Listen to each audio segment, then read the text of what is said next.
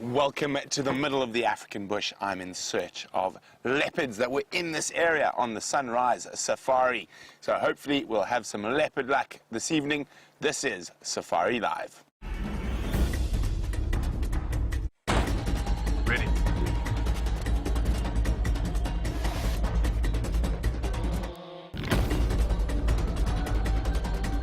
Standing by.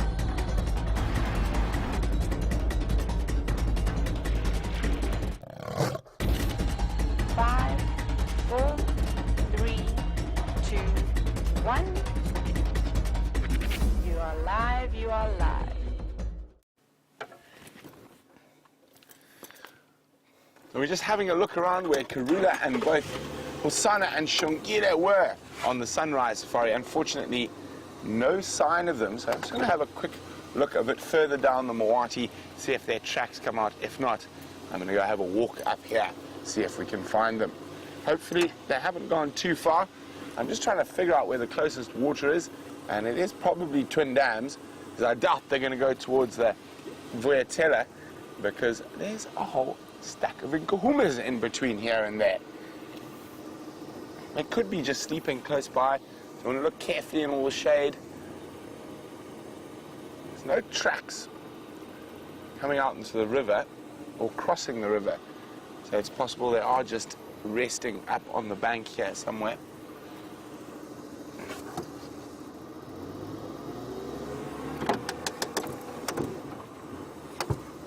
Now, if I was left, this looks like a good place to rest. What do you think, Fim? Lovely shade, nice big timbuti.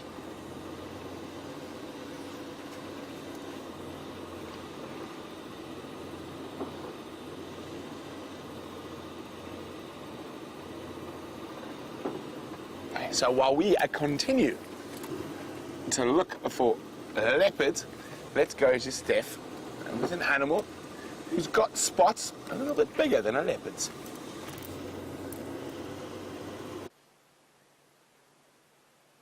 Good afternoon, and welcome to my car. I'm Steph, and Brian's on camera this afternoon. And there, through the trees, well, I'll go back to that in a second, but let me just first say hello to you. It's a balmy 90 degrees Fahrenheit at the moment. It's been a warm day. Not that I've noticed too much about it, I must be honest. I've been ensconced in my office since last we saw each other at the end of this morning's game drives. But before we speak too long, right, I was going to surprise you with what was hanging on the edge of this branch over here, and then it moved off. Have a look at this very dark giraffe that we've got here. This is a bull giraffe, a brunette bull giraffe. And he's just moved off into the shade of another tree, looking for some leaves. And just isn't this the most bizarre creature that has ever walked this earth recently? In modern times, I'd consider some of the dinosaurs to be pretty bizarre myself, but then I suppose to a dinosaur, a giraffe would look just as weird. But just imagine, I can drive my car underneath this animal's belly, stand up straight. I wouldn't even brush his shoulders with the top of my head. Standing 15 to 18, no more than that actually. What's he? 5.5 meters times 3. So what's that? Yeah, 15 to 18 feet straight off the ground. And about as mature as a bull giraffe can get before they start to lose too much condition. And dark. Giraffe do get darker with age, but this is a dark giraffe. Some of them start off blonde and get a little bit darker. Others start off almost black. And he's just one of those creatures that are just that side of the dark spectrum. You can see using a prehensile tongue. Got a tongue 30 centimeters long. Uses it to stick into the trees and can even curl it so that he can strip branches off, and then brings the branch to the mouth, and as you see what he's doing over there, he rubs his lips along the branch. There you go. Look at that. And strips off the leaves. Very, very, very effective. Long pointy nose to try and get into the trees themselves, keeping the eyes and all the important bits away from thorns. So quite an effective feeder on the periphery of a tree. Look at that. Not common for male giraffe to eat anything off the ground. It's far more common for females to eat shrubbery off the ground. For male giraffe, they just mostly use the leaves. Just browsers, they just eat leaves. He's got a funny scar on his face. Completely round.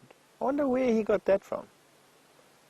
That is unbelievably round. It looks like something almost man-made, like he bumped into a pipe or something. Now, giraffe bulls like this and of this age do carry a variety of scars from fighting and from mange. I see he's definitely got vestiges of sarcoptic mange on his neck. That's exactly what we're looking at right now. Those bald patches of skin were mange and then oxpeckers that would have kept the bleeding wounds open and have caused that intense scarring that you can see over there. Look there at his full height. Isn't that absolutely fantastic? Now, very, very difficult for me to give you an idea of how tall he is, but there between his chest, I could walk. I'm 6 foot, and I would walk between his front legs without my head even brushing between his legs. So give yourself an idea. His belly only starts where your door frame is right now, entering into the room where you're sitting. Isn't that incredible?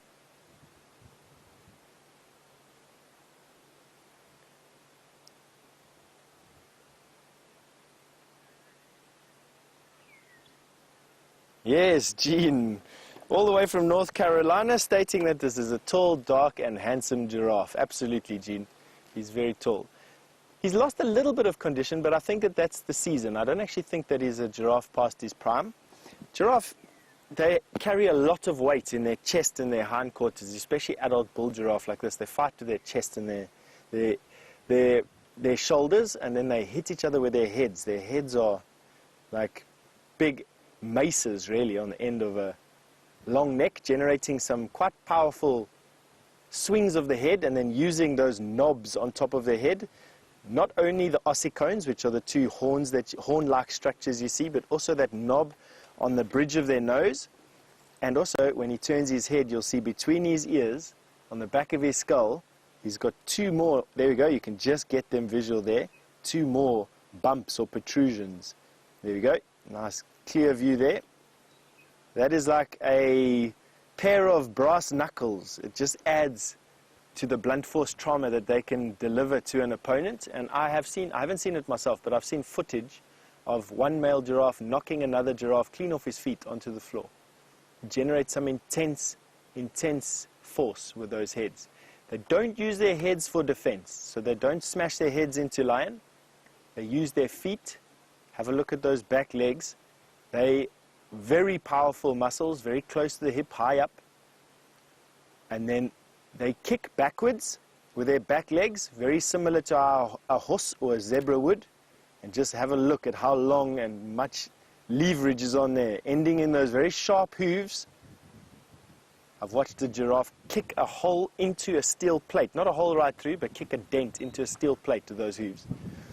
And then the front legs that you're having a look at there, they trample. So giraffe can kick with their back legs and trample with their front legs. You can imagine all that weight from those big shoulders coming down onto those hooves. You're going to do some damage even to a lion. So definitely adequately provisioned out here for keeping themselves looked after and in good shape. Let's have a look at him there. It's a fairly decent sized tree that this giraffe is just making small. Only the African elephant stretches to as tall as this giraffe. To the tip of his trunk would be to where this giraffe can reach. And then, of course, the elephant having the added advantage of him being able to just push the tree down and making the leaves that are just out of reach back within his grasp. Just have a look at that tongue again. Let's see. He's now past some branches on the outside. He's now trying to strip branches from deeper into the tree and giving us another view of that very agile tongue of his.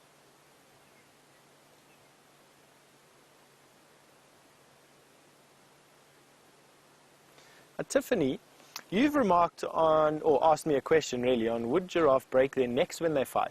You know, Tiffany, I'm sure that they could actually damage their necks when they fight.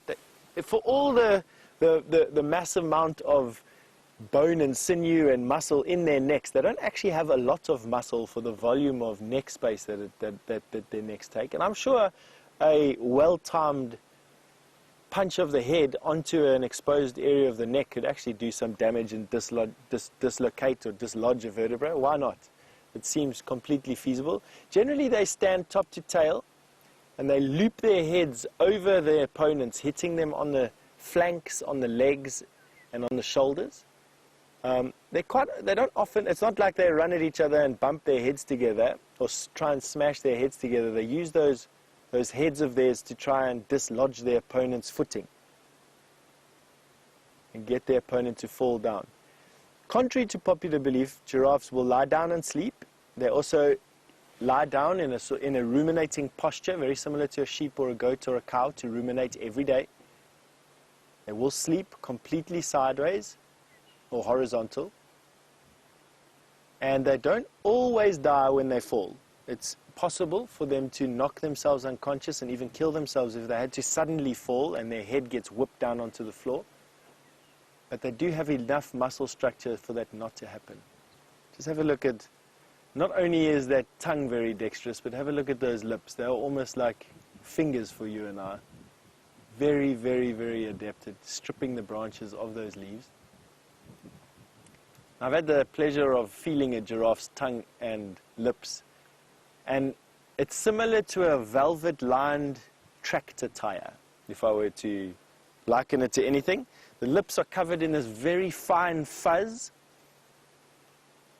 and they are about as hard as your car's tire or a tractor tire. They are just incredibly hard.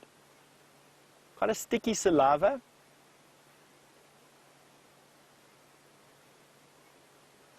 So Aaron, you've asked me what all the way from New Zealand, gee whiz. Good evening, Aaron. You've asked me what is my favorite fact about giraffe. I think if I were to mention one, let me decide here which one of all of them that I like. I like the fact that a giraffe has a net of capillaries just behind their ears. And what that does is it basically, instead of your blood or your circulatory system going from arteries to arterioles to capillaries, a giraffe in his neck goes from an artery to an arteriole, and just before it goes into the brain, it goes into a capillary again and then back into an artery. And what that does is it creates a blood pressure sponge before the blood goes into the brain. And what that basically means is that a giraffe has got a constant blood pressure in their head, no matter whether their head is up in the sky like it is now, or below the level of their heart.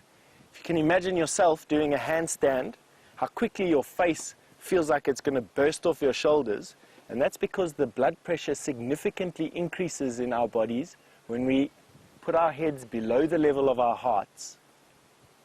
And the effect of the massive heart pumping that blood into our heads overfills it, and it's what gives you that full feeling. Giraffe do not get that, for all as they are the tallest animals on the planet. You'd expect them to suffer from vertigo the drop of a hat.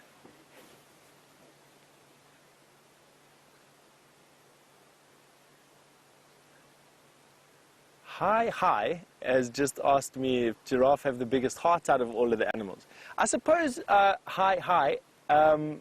if you take it per volume of the animal's total mass, yes, they have the largest heart out of all the large mammals. But the largest heart belongs to that of the blue whale, which is also a mammal, and probably is about the size of this giraffe, really, to be quite honest. I don't even know exactly how big a blue whale's heart is. I'd like to know. Please feel free to share it with me if you feel like it. Remember, you can use that email questions@wildearth.tv or send it to the hashtag Safari Live, and I'll share it with everybody. But yes, come back to the giraffe and the size of their heart. They have a heart that basically fills the front bit of its chest cavity. Can you believe it? A massive heart. You couldn't, it was probably about as big as a pocket of potatoes in terms of length. Let me see if I can give you an idea of how big a giraffe's heart. You know the shopping packets that we get from retail stores with our groceries in it? If you filled a shopping packet with water until it was as full as it could go. That is about as big as what a giraffe's heart is. Isn't that amazing? Absolutely enormous pump, and that's to get blood right up into that head, all those many meters and many feet above the level of the heart. Don't forget, a giraffe's heartbeat has to pump so hard that when it's not pumping, all the blood doesn't just fall straight out of the neck again. So, a substantial pump.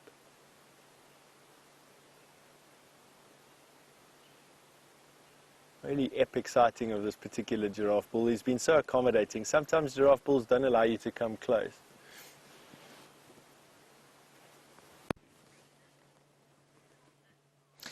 Cambus, you've just asked me if giraffe are aggressive. I suppose if you corner a giraffe or try and take out one of its babies, yes, it could be. I've seen them attack lion, cheetah, leopard, and jackal quite viciously, to be quite honest. But for people, you can literally walk right by a giraffe, they'll do nothing to you. I wouldn't like to get kicked by a giraffe, but in all my years of walking around giraffe, I've never ever been attacked or even remotely approached in an aggressive way by giraffe. They are very, not timid, but very calm. Now, one thing I do want to have a look at this posterior view that we have of this giraffe. He's not going to allow us to do that. Was the fact that although he has quite a decent amount of ticks all over him, he doesn't seem to be infested with ticks. Now, giraffe that lose condition. Giraffe always carry ticks. They always have a parasite load. They're one of those animals that carry around large-bodied ticks as well, so they're quite evident. Giraffe are one of those animals that when they lose condition, they can get these tick infestations because they have really difficult to reach places. As you can imagine, for a giraffe, getting to an itch on his back is not the easiest thing to do because A, he can't scratch there with his feet, and he can't twist his head around enough to lick there. So their behinds, they don't clean they don't clean off ticks because of that. Their legs get a lot of ticks on in all the hollows and then in their ears as well. And a giraffe in really poor condition can lose so much blood to ticks that their tails can fall off. How bizarre is that? And they can even lose their ears. Their ears can be sucked so dry of blood that their ears will fall off. Isn't that amazing? That, and it is exacerbated by the actions of oxpecker birds. The red-billed oxpecker in particular will keep wounds open. But an almighty tick infestation on a giraffe is a poor-looking thing. Have a look at how camouflaged this giraffe is. Here we have an animal weighing 3,000 pounds. Easy. Hiding behind a bush that has very, very sparse leaf cover and is almost totally invisible. Isn't that incredible? We only really just see him because of those two back legs on the right-hand side. No other vegetation between us and that giraffe.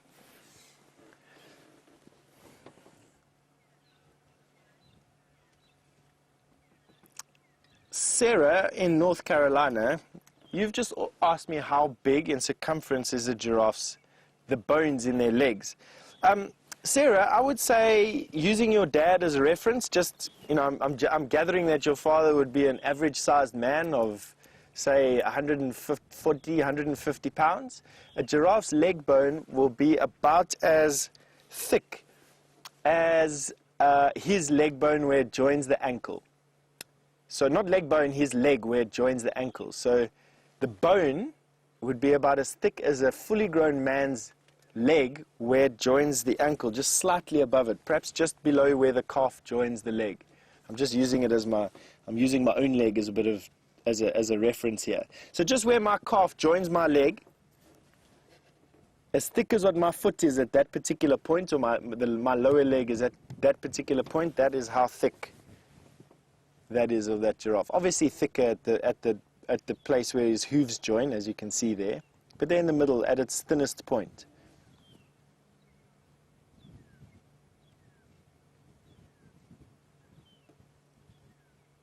Maybe perhaps a mayonnaise bottle if I were to think about something in my fridge. A large can of jam, mayonnaise bottle. pickle bottle, not the jumbo pickles, of course, just the normal standard size.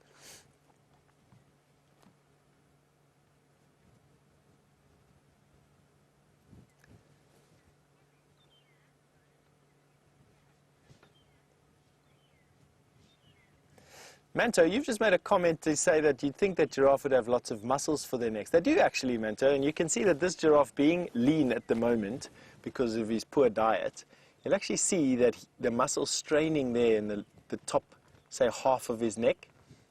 A lot of those muscles are just put there to keep his neck on, really, not really to help him with any type of movement. But have a look at that stride. Very similar to a camel. First, both legs on the left-hand side, and then both legs on the right-hand side. Let's go around the corner here and see. Let's just wait 1 second to see which tree is going to... Alrighty, let's go around the corner here quickly and see if we can see him some more. So, Manto, they got a lot of muscle in their necks, just not enough for the length of their neck. So, the actual giraffe has a lot of muscle, I mean, I'm talking about this much muscle where his neck joins his body. It's an enormous amount of muscle. It just doesn't look like it's that much because of the fact that the giraffe itself is such a tall and gainly animal. But here, from this view, you can absolutely see how much muscle is in that lower portion of the neck. That is easily as wide as what you can circle your hands, barrel sized. And then obviously attached to his shoulders and that characteristic hump on his back. There's where most of the muscle attachments is. That's where a lot of his vertebrae have got these extended fins on them for muscle attachment. You can do yourself a favor and just research quickly for a picture of the bones in a giraffe's neck, and you'll see that they are overly developed, bizarre looking things.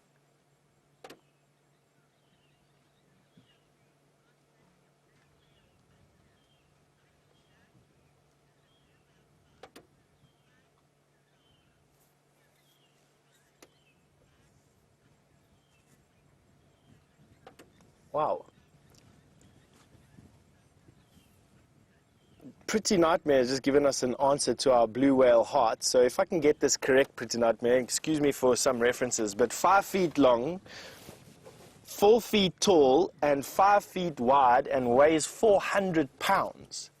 That is a massive organ.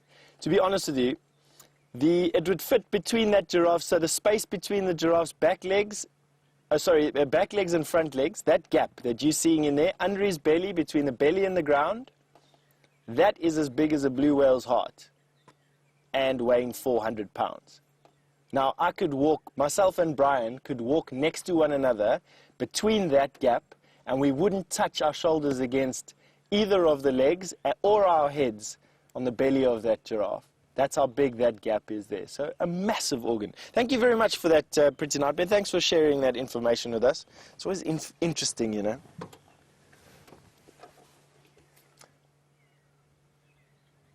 Very, very nice. So thank you very much for that. Please keep those types of things coming. That, for me, works wonders. Now, I do know that Brent is back in the car after searching for Karula, and I'm sure he's dying to give you an update on what he's managed to find out. So without further ado, we'll catch up with you a little bit later.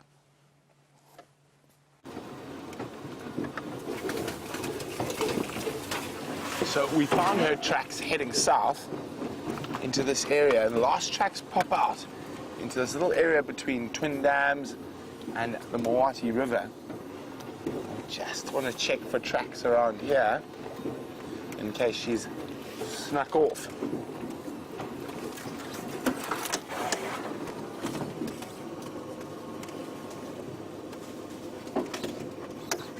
Now, there have been baboons through this area.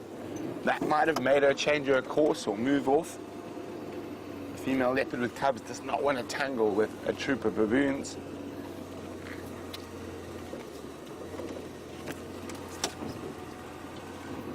See if there are any tracks your side there, VM, coming out. Nothing so far.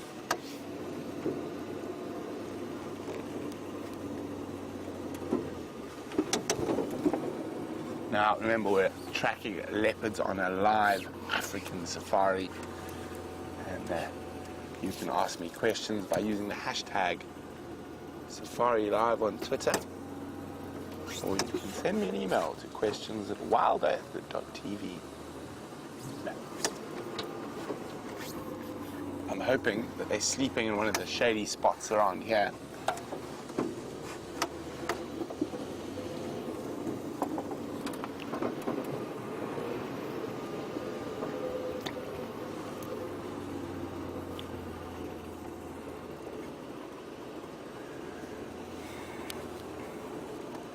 James Dungan saying, do I think the cubs and the other animals get to know our human scent over time? I do not think so, James, not at all. There are far more overpowering scents, such as gasoline and oil, brake fluid, steering fluid, dishwasher, clothes washer, deodorant, shampoo. So, no, I don't think they recognize our scent.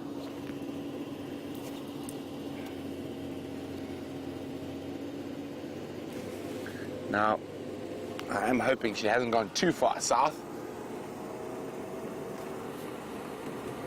which would lead her, unfortunately, out of our traverse area. But no tracks down here so far, which is good news. This is the closest water here in Twin Dams. There's a tiny little bit of water there.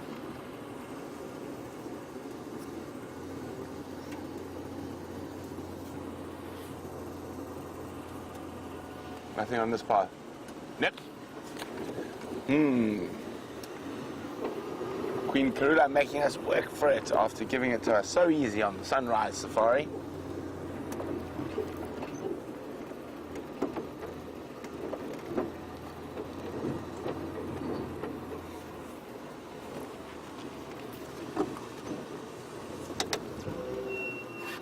Now, Janet is asking, being in the bush all the time, do we have to be on malaria meds? No, Janet. If we were on malaria meds permanently, it would be worse for us than getting malaria. You take those pills for extended periods. Malaria is not serious if you treat it seriously. That means if you catch it early, it's not a problem.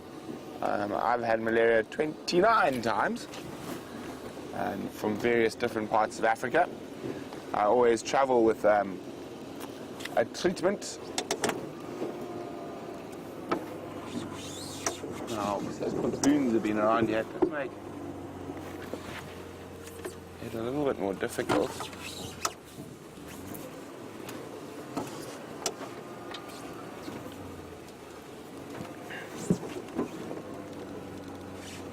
Just trying to have a look. No.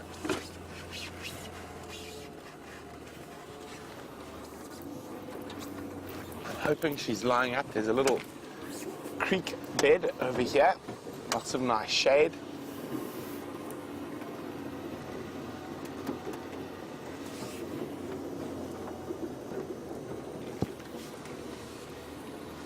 But yeah, VM, have you ever had malaria? Nope.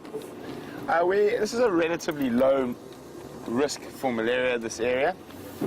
If you've moved further north in Africa, it's a bit of a higher risk. Certain places worse than others, of course.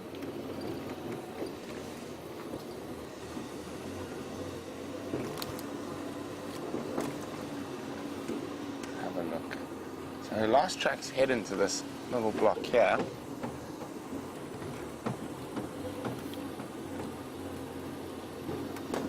Let's see if she's snoozing. These lovely big trees or in this river system.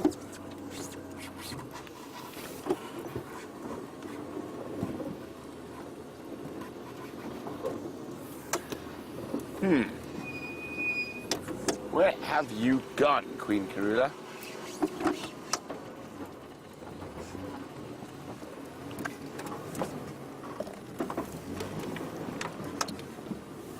Okay, I'm going to make my way back towards the last tracks. Now, also, this is a very good area for a certain bird we were searching for this morning, the white-throated robin. afternoon, Aubrey. Following up on Karula and Nkonzo, head south now just to the north of Twin Dams area, and Nkonzo goes into the block to the west of the Moati and to the east of Twin Dams Road itself.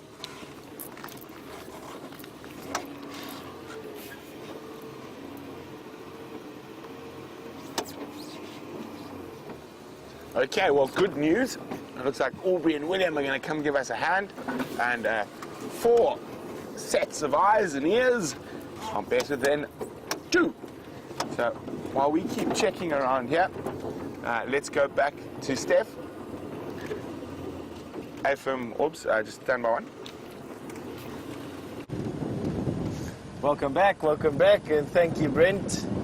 Good luck to you out there, holding thumbs that you managed to pull Karula and her cubs out of the bush. I'm hoping that with a full belly she doesn't go too far and is lying up somewhere close by over there. Easy to see today.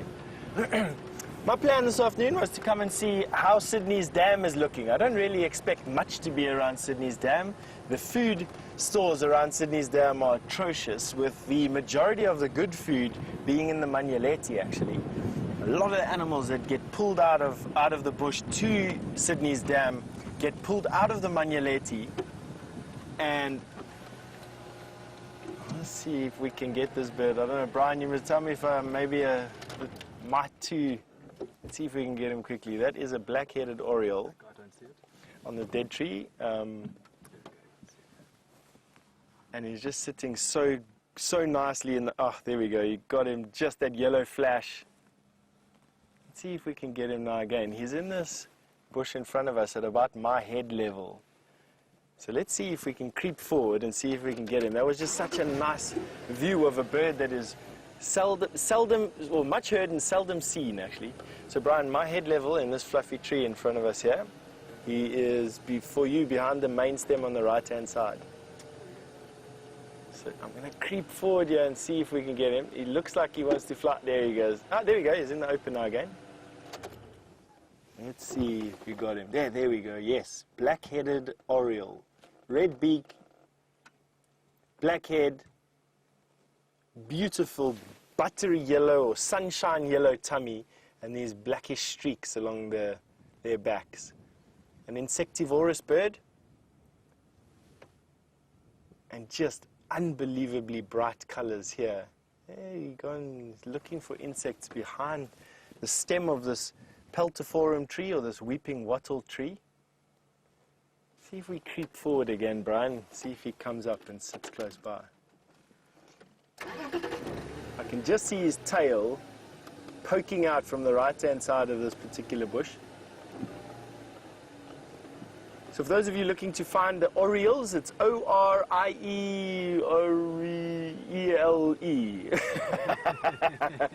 That was embarrassing.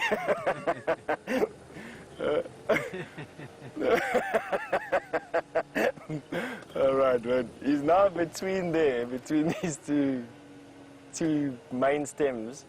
See if I can go for a little bit. See if we can't get him relaxed enough with the car. So birds, it's almost an art to try and sneak up on them, to be honest. He's now hidden from us. Let's see if maybe when we pop out here, we don't give him a fright. There he goes. Ah, why are you flying away?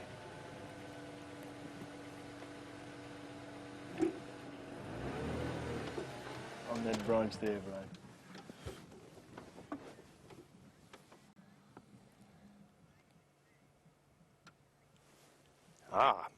Erica has just asked, what is the furthest distance a migratory bird travels to South Africa? And that would have to be the steppe buzzard for me, Erica.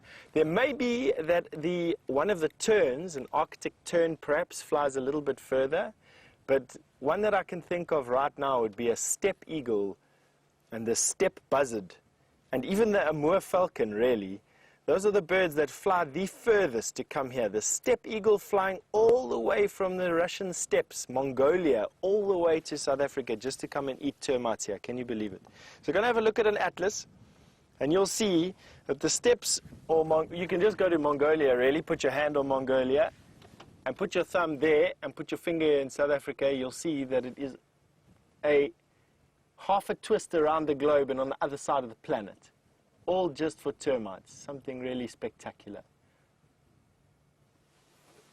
All right, I think that is the black-headed oriole done and dusted. I think that's flown away. All right, I love this little thicket chat, to be quite honest. This particular piece of bush that we're traveling through here right now, it is a very thick patch of bush and has some nice wallows in it. Now I'm just going to take 1 or 2 seconds just to have a look in this tree. I'm waiting for the weeping boer beans to start flowering because you and I are going to be sitting next to one. I can see, can I? No. You and I are going to be sitting next to one that's flowering and looking at the myriad life that comes and visits one of these trees when it comes into flower. They've got a blood red flower that literally drips nectar and pollen, and you can imagine in a parched land like this, from insects to birds, even small mammals just cannot leave it alone. But this one doesn't have any. I wonder if we need to take a drive down the Milwaukee and see if some that are in the drainage lines have started flowering. They normally flower around about the same time that the knobthorns flower, so I'm fully expecting to come around the corner and see this burst of red in one of the canopies very, very soon. But none on top of these termite mounds. And termite mounds, just like riverbeds, can actually let plants flower a little bit earlier than what you'd expect, mainly because the plants themselves, there was just a woodpecker that gave a starling a big fright. I thought that it was very bizarre to have a warning call at a woodpecker. They don't prey on the birds of the starling. Anyway, back to the question about the termite mounds being what we call a hotspot. The termite mound itself is a very nutrient-rich resource for trees. So for the trees that can grow on termite mounds, that are resistant to termite mounds, it is a uncontested piece of land that's very, very high in natural resources. Coupled with the fact that termites almost always, their nests go down to the water table and they generate such a vast amount of metabolic heat that the termite mound itself is just infused with water and gives the trees that grow on top of these termite mounds another added advantage of being able to be close to water like that. So very often, drainage lines have trees that come into flower first, followed very closely by these trees that grow on top of termite mounds. And weeping boer beans have the ability to withstand termites. And because of that, I'm just looking here. There is an abnormal amount of hyena traffic here. And as far as I know, the hyena den hasn't been seen in ages. Brian, when was the last time we saw hyena dens here? Not in a very long time. Well, Brian says not in a very long time. Perhaps you could help us out over there. When was the last time we had an active hyena den on Juma? I would say, a month ago, maybe 6 or 8 weeks, at least 6 or 8 weeks, yeah. So Kirsty says 8 weeks, and right here where I'm looking at now, there's still a lot of hyena traffic here. Hyena traffic up and down. I wonder if I must come and walk around here, but let's see where these footprints of these hyenas take us. Now,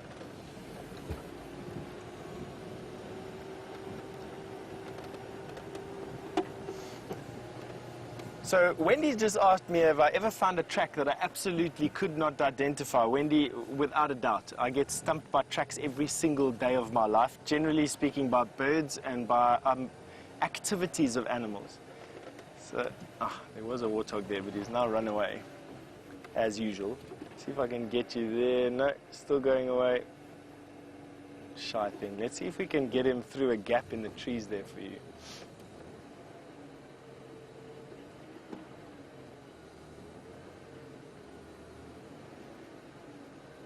No.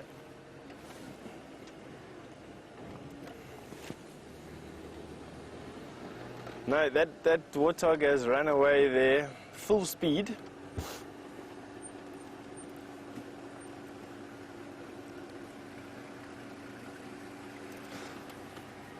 Now, What was I going to say? Oh, we were looking for these hyena tracks that are on this road over here. So lots of hyena tracks up and down. Now, if it was many tracks over a long period of time, cars would have driven over it. But these are all fresh. Lots of tracks going out, lots of tracks going in.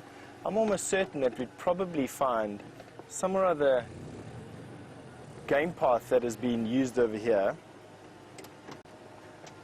quite frequently by these hyenas. And I'm sure that if we went to go and walk around over here, we'd find that hyena den again. The last hyena den that was active here was active just on this side of here, probably about 200 yards or so. That was the hyena den off of Aubrey's Road. In those trees, just on the other side of the crest there, that was where this particular hyena den was located. That hasn't been used in a while.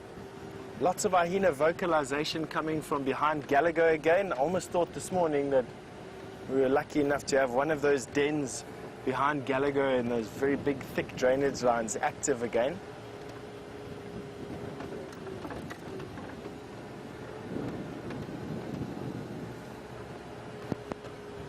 A woodpecker flying out in front of us. Lots of bird life here, actually. Let's go down to the dam.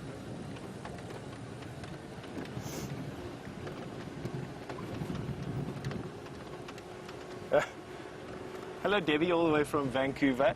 You've asked me which spring migratory arrival makes me the most happy. Immediately what springs to mind is probably the woodland kingfisher, that beautiful, bold, electric blue kingfisher with the red beak and the red and black beak and the black cap and the black eye stripe. Their call just sort of, that is midsummer, that is thunderstorms and rain and clouds and huge banks of clouds every afternoon. That is just, it brings back that memory of summer here. But to be honest with you, although it's in the middle of the winter and we always start speaking about the best migratory birds around about now, what brings back the most memories? I'd like to say the woodland kingfisher, but I'm going to think on that a little bit. I like the arrival of the frogs. Although they don't migrate, they do estivate, which is almost the same. They just disappear from view for a long time. And I quite enjoy frogging. I've got these beautiful memories of frogging as a young guide, learning about all my frogs. I used to take the teams of guides that I used to be responsible for, and we used to go frogging at the most abnormal times of the day and abnormal times of the night. And I just have such a fantastic bunch of memories. I've been frogging with my son a couple of times, and I'd definitely say it's some of the highlights of the summers that we've had so far have been these little frogging trips. So they're not migratory. I enjoy the arrival of the frogs out here. Very colorful, very active. Usually you're at night in these pans, ankle deep in these pans, just a little head torch, so very intimate surroundings, there's night enveloping you. So I quite enjoy that. I hope that answered your question. So woodland kingfisher would have to be one of my favorites, probably that and the pygmy kingfisher. And then the arrival of the frogs again, which will happen once the rain starts. On that note, and while we just get up onto this crest over here and see what's around the next corner, Brent is back on his car again, and I'm sure with some more news about where Karula's been.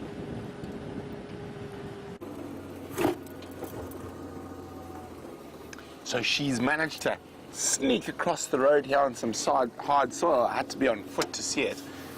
I'm pretty sure she might have gone for a drink at the little puddle at Twin Dam. So let's go have a look around. It's really hard ground at the moment in this area. I'm really hoping she hasn't beetled off to the south.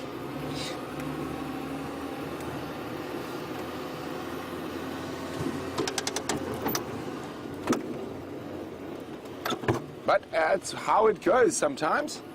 And if we found them as easily as we found Karula on the sunrise safari, where would be the fun in it?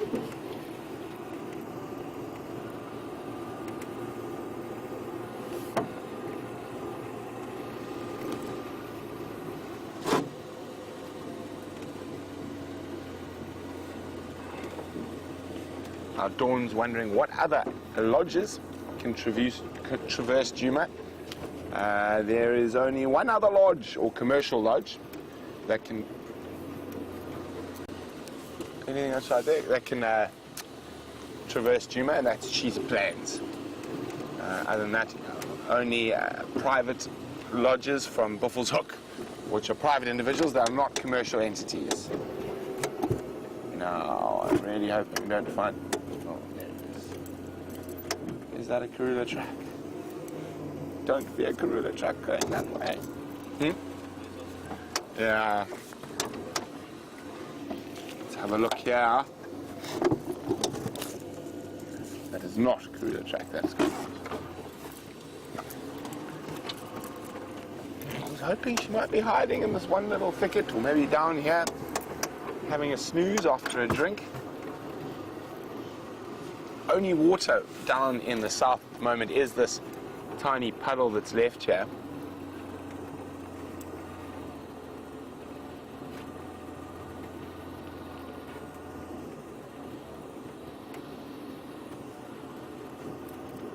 Okay, so I'm going to go check on the southern boundary and hope she hasn't crossed.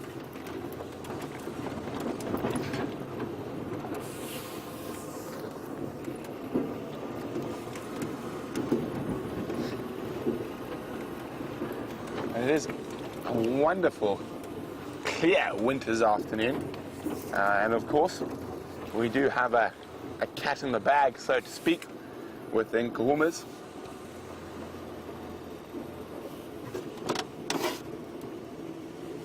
Okay. Let's have a look. If she's going to cross, the general direction would be around here somewhere.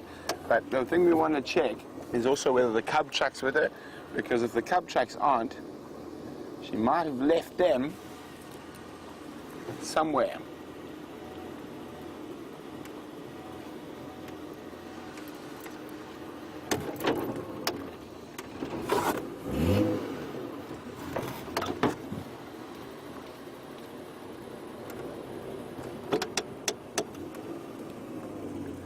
Hi, Ellen and Peter K. We're wondering if we've got any milkwood trees around. We've got milk berries, which is quite similar, and the low-felt milkberry. I'll see if I can find one for you on the safari.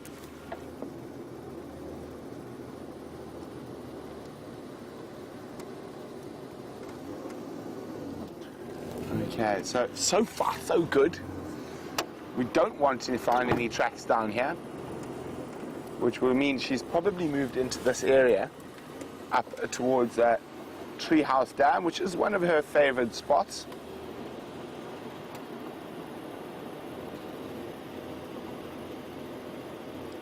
Well, we keep our concentration on trying to find the Queen of Djuma. Steph has got a horse who forgot to take off his pajamas.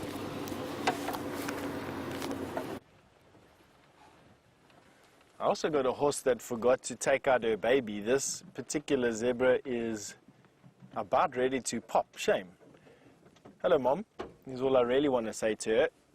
And I feel for you. Not that I know exactly what it's like, but ooh, she is full of baby. I'm almost expecting to be able to see the baby kick.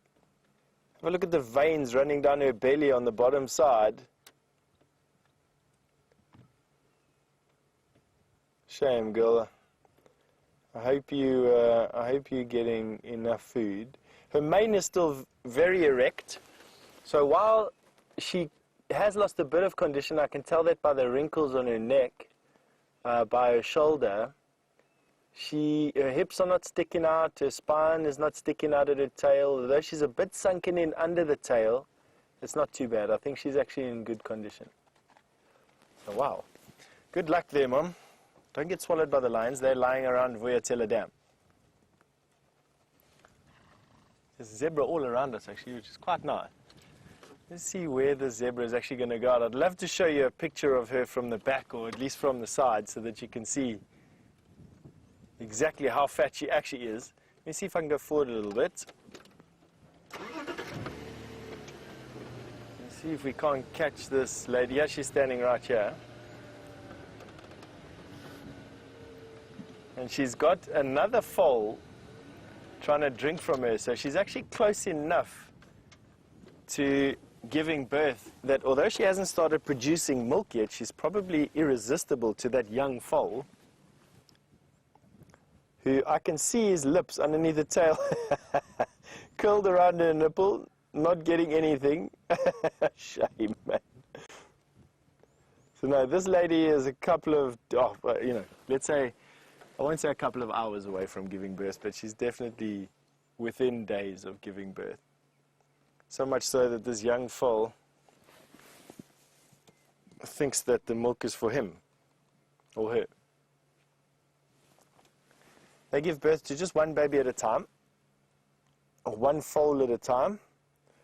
That's interesting. Have a look at this baby, the blaze on the forehead, which I enjoy so much. It's fluffy on this particular foal.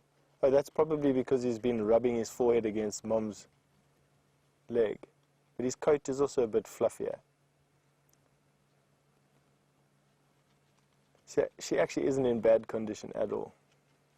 Good luck there, Mom. Another zebra crossing from right to left around us. Amazing how these pans and these dams actually, they rotate with these animals. You know, Buffelshoek Dam was a hive of activity, and then we had Sydney's a hive of activity, and now we've got Vuyatela Pan, which is just sucking animals from everywhere. And that is the direction that they're walking into now. For those of you who keep a keen eye on the dam cam during the shows, you'll probably be seeing these zebra arriving at the pan at the current speed within the next 20 to 30 minutes, maybe even as less as 15 minutes. Hello there, boy.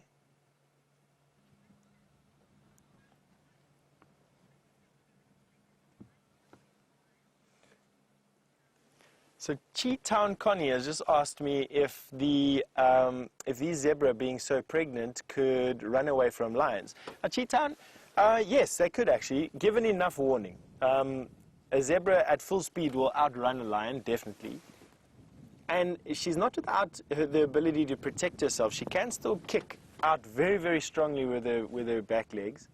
I have heard stories that they can immediately abort their fetus and run away easier. You know, I've never seen it in my life, and you know, having had a little boy, giving birth is not the quickest thing in the face. In all things considered, I think that the notion of immediately expelling something as big as a baby zebra is one left best for the imaginative world rather than the reality. I mean, I have yet to be proved wrong, though. So I've been proved wrong on so many things that I've said over the years. It may have been the fact at some point or another.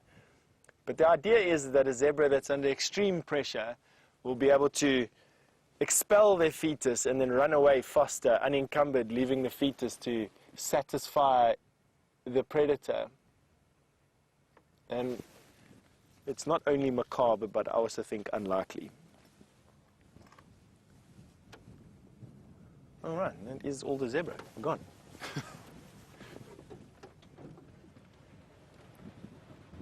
So Elizabeth, you asking me if all zebra have that brown look to them, or is it just because of the winter time, and I presume because of the dust that they're bathing in?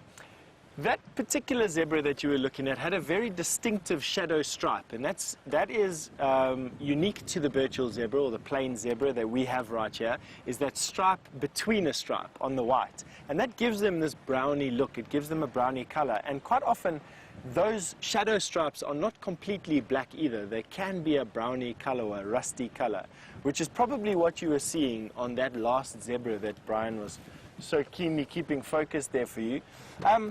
But yes, the soil that they live in can give them another look. It can color them slightly darker, and it can also color them slightly whiter. Do yourself a favor and go and have a look at a picture of a zebra that has been mud bathing in Etosha. So E-T-O-S-H-A, Etosha National Park. It's in Namibia, and there they have these most magnificent white mud pools. And zebra that go in to go and drink water in these white mud pools come covered out and come out grey like ghosts. One thing that this bush does give us is these is these long views of warthogs, which we don't otherwise get. Which is going to be better for you through that gap there, Brian? We've got some warthogs that'll be good for you. Now, normally warthogs run away from us all the time. There you go. So yes, that's to prove that we actually have warthogs that don't run away from you at the first sight, and that's because we're standing about 200 yards away from that big warthog. And even then, they move off. Isn't that amazing? I don't know why. Warthogs here at Djuma just don't like cars. Now, if you've ever wanted to know how animals in an area where humans bother animals behave, that is a prime example. The warthogs that we have here at Djuma, and that example of what you saw there. Long distance views, animals standing still for a very short space of time, and then moving off quite quickly. That's what happens when people hunt warthog from vehicles, when cars chase down warthogs, when animals are basically harassed by people. That is how you see them, and worse. Obviously, we don't hunt any warthogs in the Sabi Sands, and why the warthogs run away from us in this particular area is a mystery yet to be discovered. But it's definitely not because we do hunting here.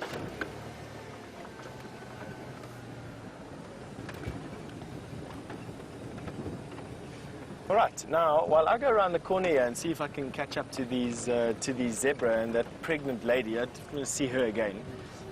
We're going to send you over to Brent, who's back in his car again, with some more news about his Karula tracking.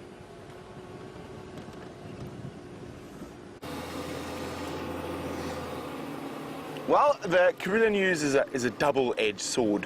One brilliantly sharp and positive, the other brilliantly sharp and painful. So Karula has left us. Her tracks do go across Gowrie Main, but it's only her. So tracks of the cubs do not go across. And the last place I had tracks, not traps, tracks. Say it again, cub tracks, was just up ahead in the Mawasi River, in my favorite area to look for white-throated robins.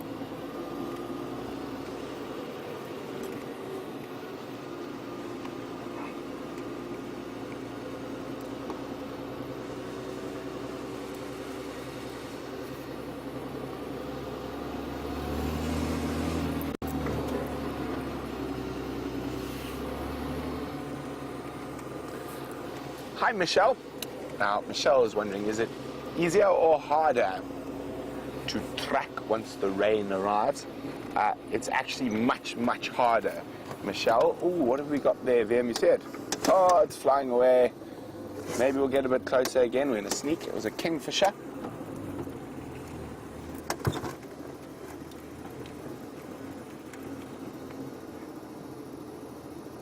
Don't fly away. He's just in this little tree. Looked like a brown hooded, but I only got a quick glimpse. There he is. See him, Vim. Oh, he's landing in a better spot, I think. Well, I've lost him, Vim. It's a bit lower, I think. Up a bit. Just looks good. Please don't fly, Mr. And he's now definitely gone. But fortunately, that's going to the last place I saw Karula cub tracks. Or Shangila and Hosanna's tracks, which was in this block around here. So I think she might have left them somewhere here. Have a quick look. And I think this poor kingfisher thinks we're chasing him. Sure, he landed here somewhere.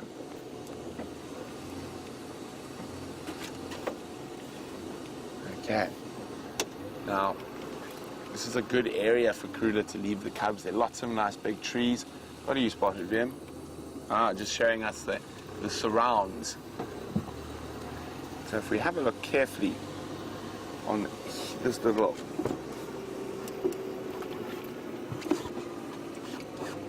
slope here, you will notice my size 12 and a halves. But let's see. No, I need to reverse it a little bit. Okay. And a little bit more. You see where that ball of elephant dung is there? Just beyond it. There. There's a cub track going north back into the block. So I thought they might just be playing, but when I followed her footprints, when they went to the south, and her footprints go up here, and on this side we've only got Karula's footprints. So they're probably snoozing in the thicket around here and just checking the lovely big jackalberries. There's a good chance they might be around. Now, as I said, the tracking becomes much more difficult in the rainy season because the ground becomes compacted, and also there's a lot more foliage around, and the best time to track is in the drought. Come on, little guys, where are you hiding? Up the tree?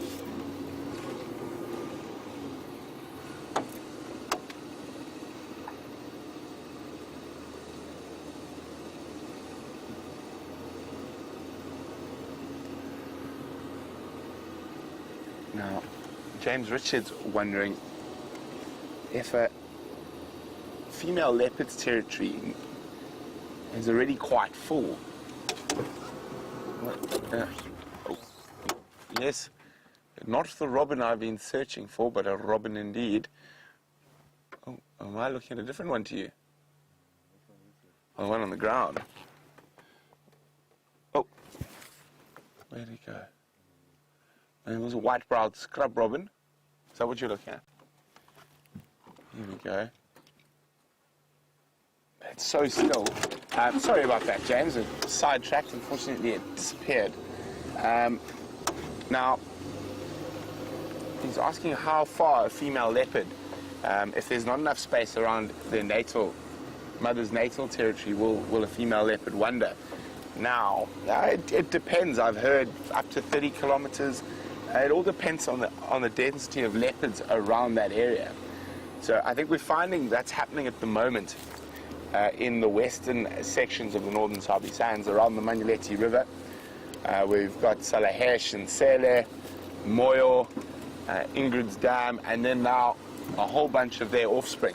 And we saw in Chila, Tsakani, we've seen a few female leopards pop up miles away from their natal home range. Where are these little lighters? I'm sure they're in one of these thickets here. But I think we'll give them a break, maybe come back a little later when it's a bit cooler. Maybe they'll be out playing, and hopefully we'll be able to see them.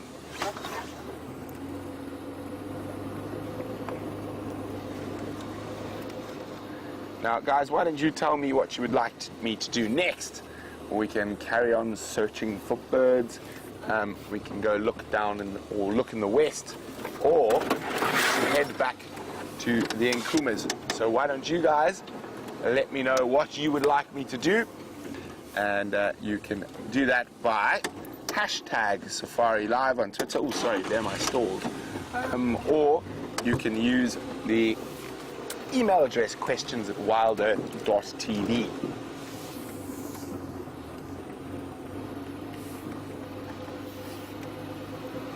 So while you guys decide what I'm going to do for the afternoon, let's go back to Steph and see how he's doing.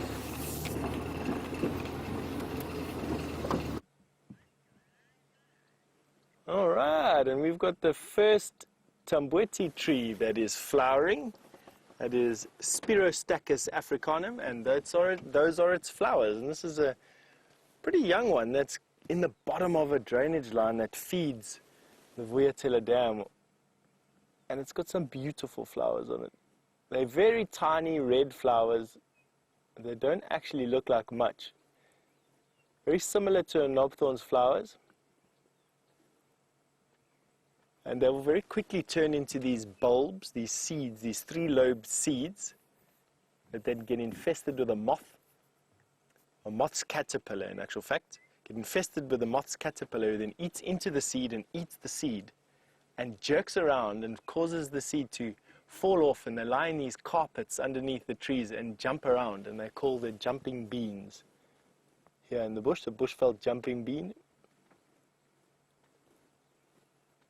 It's just nice to see these trees. Just another reassurance that spring is on the way. Let's hope that it is also the herald of some rain. Just a nice way to spend the afternoon. Enjoying the trees and all their flowers.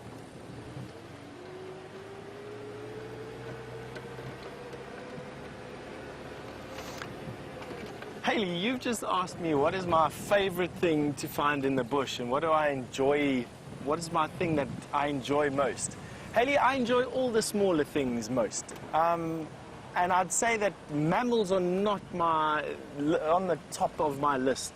I would say that insects, followed closely by amphibians, and then I suppose any of the other reptiles, but definitely insects at the moment top my list of things to see out here. They just come in such a variety of shapes and sizes and with such a massive array of different things that they do and are specialized in. And I almost picture them in my mind being the same size as a lion or the same size as an elephant. And when you blow up something like, I don't know, one of the harvester termites with their chemical gun on the face, on their head that sprays out formic acid, and you turn it into something the size of a lion all of a sudden becomes a little whimper smurf and nothing. But that's just my bizarre way of looking at things out here, is all trying to just equalize size, take size out of the question. And then I enjoy seeing bizarre things. If you joined me yesterday for the drive, yesterday afternoon, we saw an intense impala fight. Probably 3 or 4 minutes of these impala rams pitting themselves against one another and really trying to force their advantage, ending in one of the impala rams being thrown up in the air. And then he dashed off, he gave up and he dashed off. And it was just such an interesting bit of behavior. You read about it, you see pictures of it. You're even lucky if you see 1 or 2 documentaries that feature a full-length fight like we had. We had a title fight yesterday. We saw all the posturing before it happened. And we saw them licking their lips and going through all the moves and bowing at one another. And then, boom, we saw the fight. And we got to see it all in front of us, which is quite special. But I don't mean to make it sound as if we're not seeing special things at the moment, but that was just one of the things that has been remarkable to see here. And as summer comes along, and we start getting our first rains in the pools and the pans and the streams and the drainage lines, and the life just comes awake again after this dry time, there's just really no bush that you can pass without seeing something incredible or something amazing or something totally out of the ordinary, almost at every single bush or on every piece of grass, from spiders that can change color and have spines all over them, to praying mantises that look like pieces of grass, to, I don't know, giant stick insects this big looking like branches, purple wings. We have a waterbuck talking about large mammals. So it's not a waterbuck that looks like a stick and is hiding purple wings underneath a cover that looks like a leaf, but it is a waterbuck, and it is a bull waterbuck, and one of the biggest of all the antelope that we find here. You're looking at a big male waterbuck, about 500 pounds, and one of the most dangerous antelope out here. Although they do get eaten by lion a lot, it's not uncommon to find lions grievously injured by them.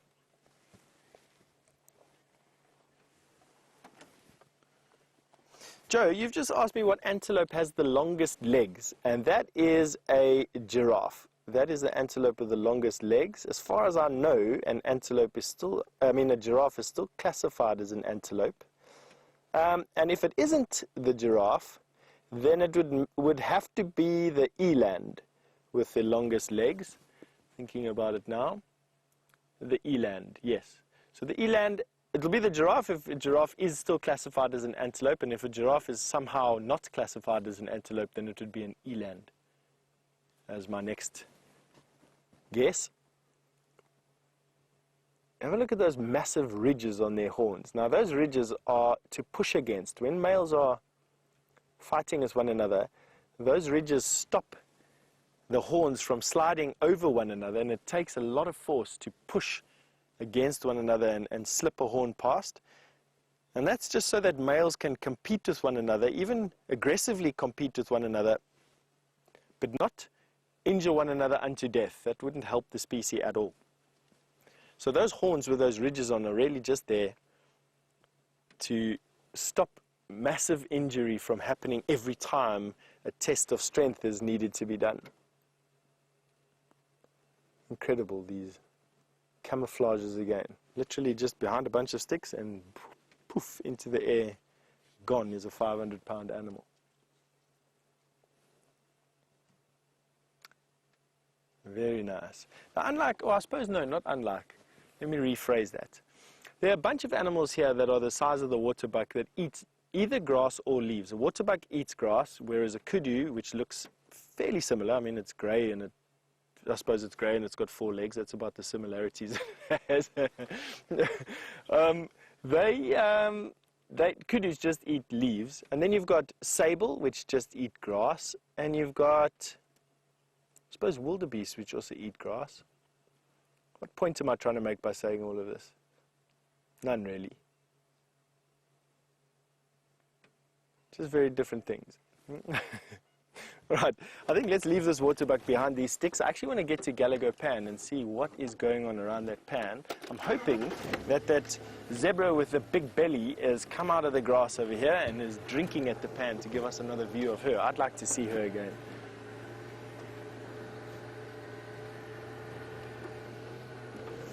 Ah, Roger. Thanks for reminding me, Roger. I actually needed to get back to you with that one. No, I didn't give up on the hyena den sighting.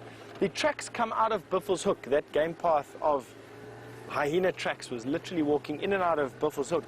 And I think that because of that, I'd have to say in summary that I think that the hyena den is probably still on the other side of the Sydney's Dam wall at some point. I heard a rumor that it was located just on the other side of the dam wall, and it hasn't moved from there yet, which is sad.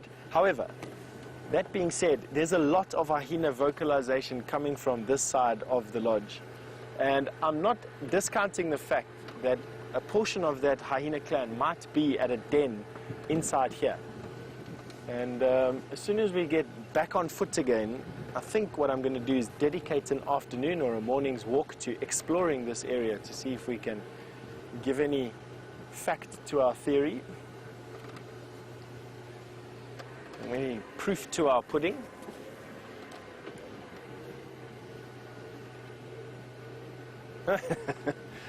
Roger, I must agree with you. Roger just made a comment to everybody that I'd be quite the hero if I found a hyena den on the property.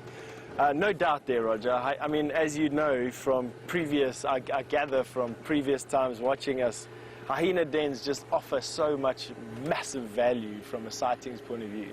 And I'd love to know what new cubs are around, what's happened to all those cubs that have been born over the last little bit of time, how many are left, what's going on with the females.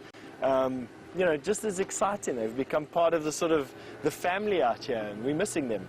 So I agree with you. I think sooner rather than later, I'd have to go and make a plan to get out there.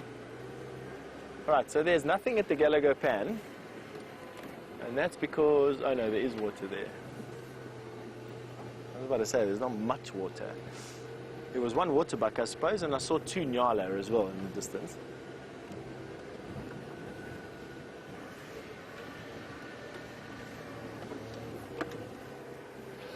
Nicole's wanted to know if I've ever seen an animal give birth in the wild. Now, Nicole, I have seen an elephant give birth in the wild just once. It was very quick, and I think I just got the last little bit of the mommy's push, and then the baby was lying on the floor all slimy. I've seen a wildebeest give birth, and I've seen an impala give birth. Just 3 things. In terms of large mammal births, I haven't seen anything else. I've seen lion cubs, very, very new, eyes still closed. I haven't seen leopard give birth or been around where they've been too young. What else? No, that's about that. Just those couple of things. So it's quite a rarity actually to see it. Most mothers will go into a bit of a secluded zone to go and give birth, either surrounded by other members of its family, or a little bit away from the herd, thus giving it some security and some privacy to do what's needed to be done, concentrate on that monumental task without being eaten by something at the same time. And I'm told that you can see many births in the Serengeti if you go there during calving season, that there's just so many wildebeest giving birth at the same time that seeing a wildebeest give a birth is actually a relatively easy thing to do. I haven't been to the Masai Mara or to the Serengeti during the calving season. Something that I'd like to do potentially in years to come. I think there's so many other places in Africa that I haven't been to that I'd first like to visit. Uganda being one. I'd like to go and see the Murchison Falls. I'd also like to go to the Selous National Park. I know friend Brent has worked there for some time and he's just made me itchy to go and see what that looks like. I'd like to go back to the Busanga Plains in West Zambia, in the Kafue National Park, northern part of the Kafue National Park. I'd like to go into the rainforests, mainly just for the insects and the amphibians. So anywhere from the east coast all the way through, I suppose, to the other end of the Congo. All right, now we are coming around the corner here.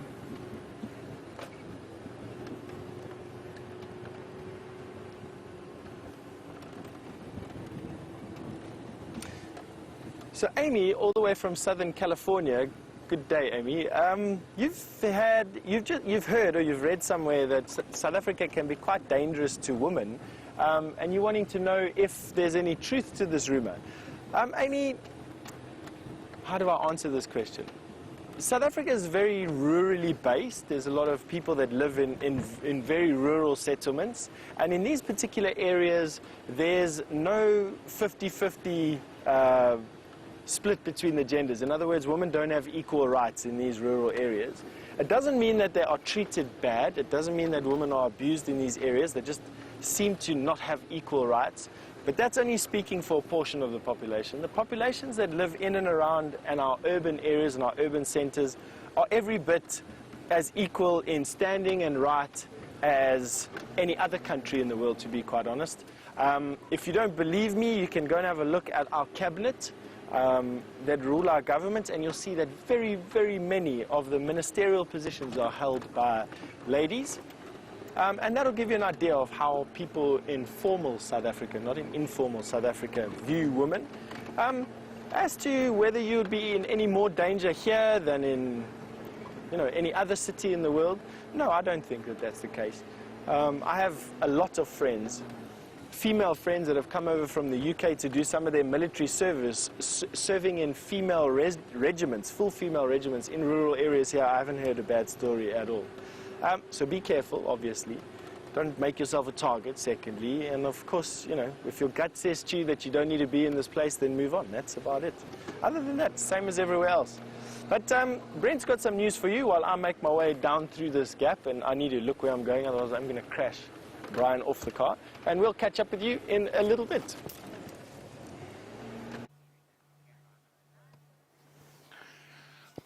So I heard that you wanted to go to the Nkahumas. So there we go. Nkahumas, the cat in the bag, so to speak. We've got the full pride. You can see 3 lionesses, 4 lionesses, and 2 males at the moment.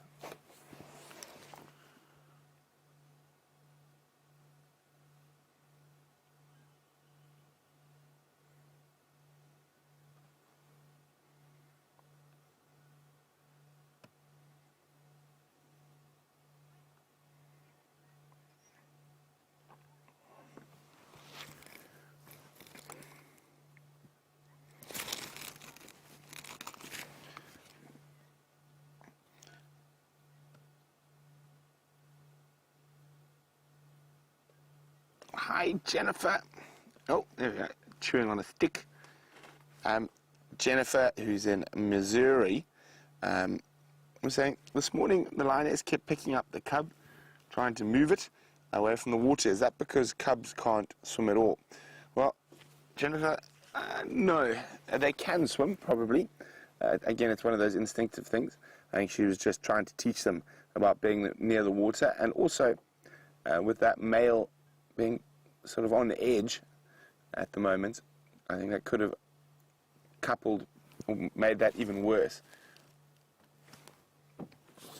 But it looks like the cubs are about to start getting active, so we've arrived at the right time. And one's already chewing on some. I'm going to go for a tail instead.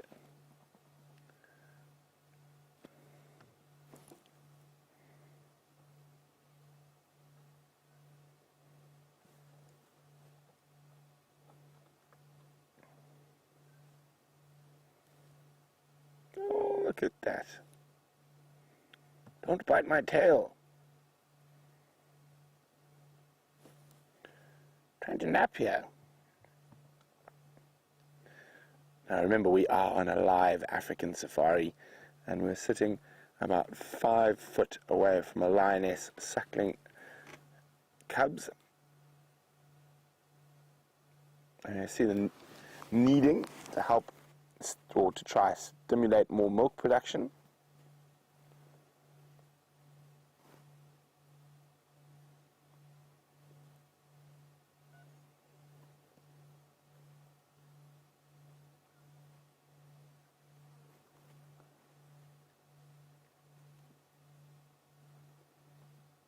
So these females are having to hunt very regularly, and they will be eating more than they normally do, because they do have to produce milk for this litter of little rascals.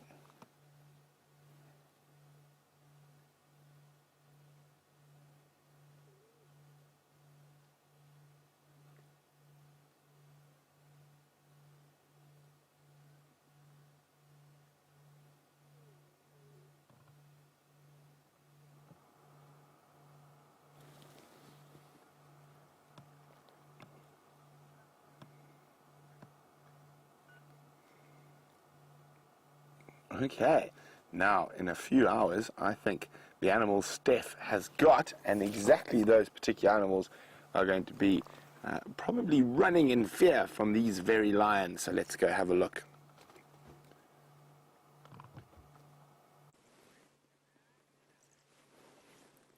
There we go. And Brian's thumb. Guess what that is? I think it's fantastically done.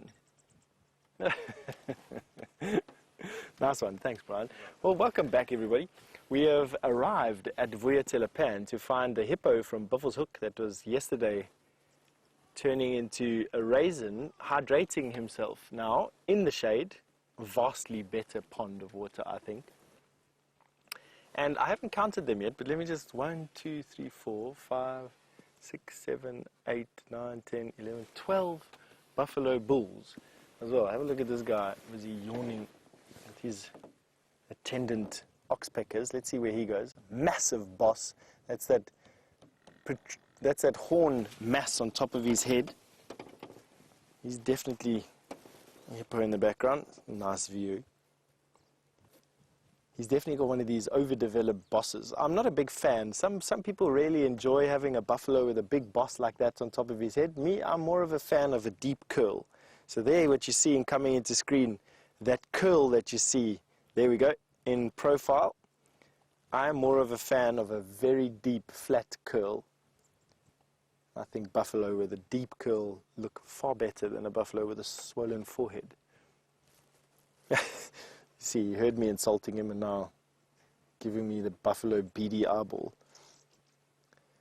Shame, my heart goes out to these guys. They're not looking terrible yet, but I just think in my mind another 60 days of no grass, and with the temperatures only set to increase, probably in the region of, in terms of degrees centigrade, we're around about 30 now, which is like 89, 90 degrees Fahrenheit. We're going to go up to at least 45, another 15 degrees centigrade on top of this in the next 60 days.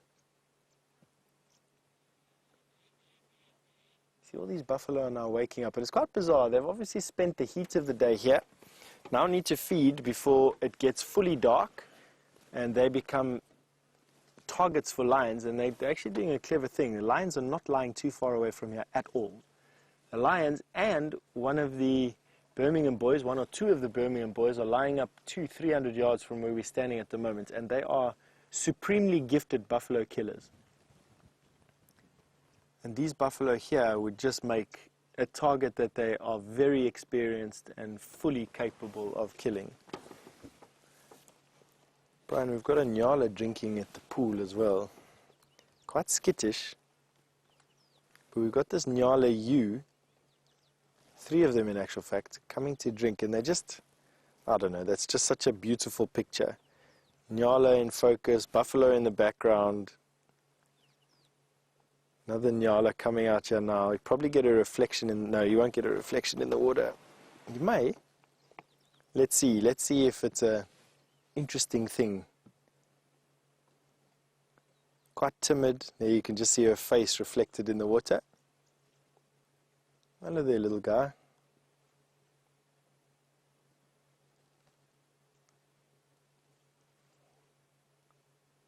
Just so pretty. Back when I started guiding in the late 90s, I saw a couple of nyala bulls on one of my first weeks in the bush. And then for years, literally 9 or 10 years, I didn't see another nyala, not another single one. Couldn't understand it. Until just the other day, I was informed that the nyala and the Sabi Sands, or the northern Sabi Sands, here where we are now, were reintroduced. It's, along with white rhino and the yellow-billed oxpecker, a reintroduction success story. And for those of you who are wondering what I'm talking about, pesticides killed the ticks or poisoned the ticks that the yellow-billed oxpecker fed on, and yellow-billed oxpeckers in this particular area went extinct. They were then a couple of pairs, I think it was 50 pairs, if I'm correct in saying, were then reintroduced. Have a look at that beautiful shot there. Well done, Brian. I don't know, to me that just looks very good.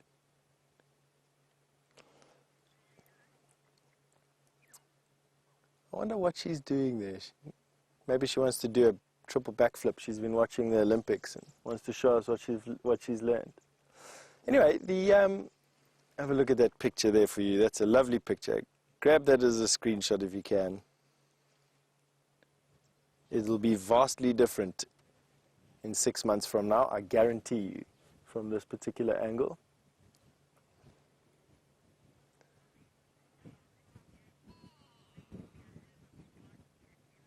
Yes, exactly.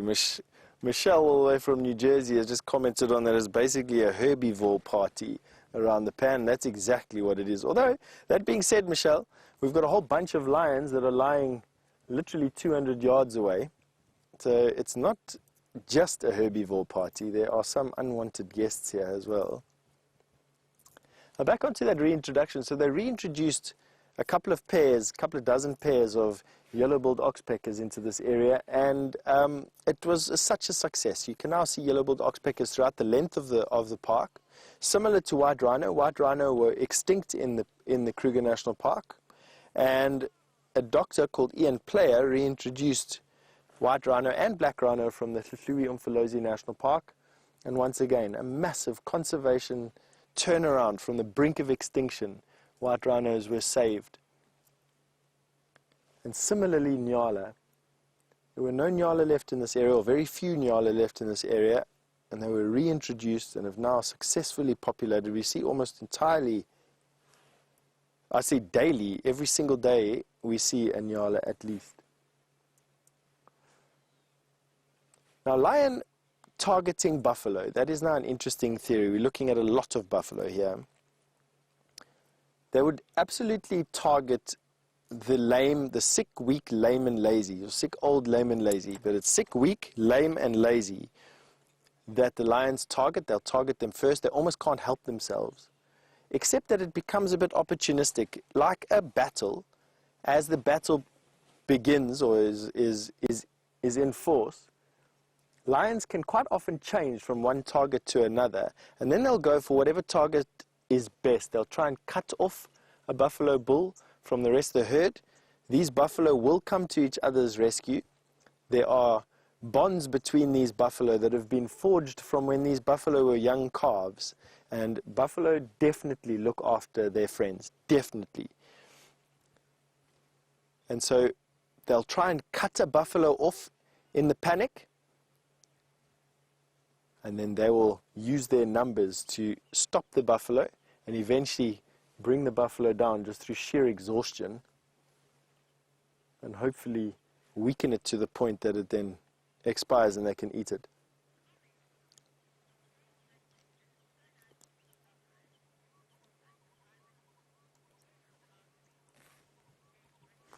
So James Richard has just commented that it's so nice to see buffalo again. They've been a bit scarce. It is actually, you are right, James. We haven't noticed large groups of bachelor buffalo around at all. And I think it's because the lions have been in Buffelshoek for a while. The buffalo then move out of Buffelshoek and come here again. Now with the lions here, you'll probably find that they'll move away again. If I was a buffalo, I would move away from lion roars every single day. Not that these buffalo really care. I mean, I must be honest with you, that buffalo are some of the most stubborn, courageous, and fearless animals that you could ever imagine. They've been hunted from when they were born to this day. All these buffalo we're looking at here are a decade plus old and are the veterans of many, many, many, many attempts on their lives. To intimidate a buffalo is a feat that I have yet to equal. They definitely don't scare easy. We've now also got, joining this particular herbivore party, we've got a flock of grey go-away birds. And they are quite comical to watch. They're also these birds that don't really ever sit still and do nothing. And that you're looking at there right now, grey go-away bird, same colour as those. See what happens there, see if he goes down. He wants to come and drink. He's looking at two of his friends walking right along the bank that's trying to get down to the water, but also are battling. I think what he's doing is he's waiting to see which one gets it right. And there they found the pathway down. Just out of our view. Lovely to see, actually. Crests on their head that they can erect and lay flat at will, almost as their mood dictates, really. And like I said, hardly ever still. Doesn't matter what time of the year it is, what time of the day it is, they're always active.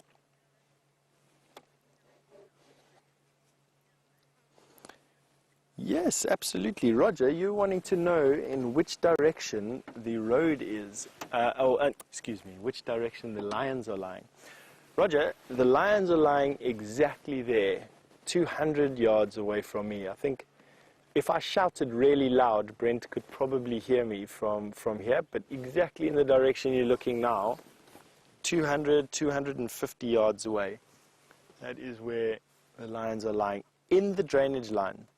So if you follow the green streak of trees away from us down here,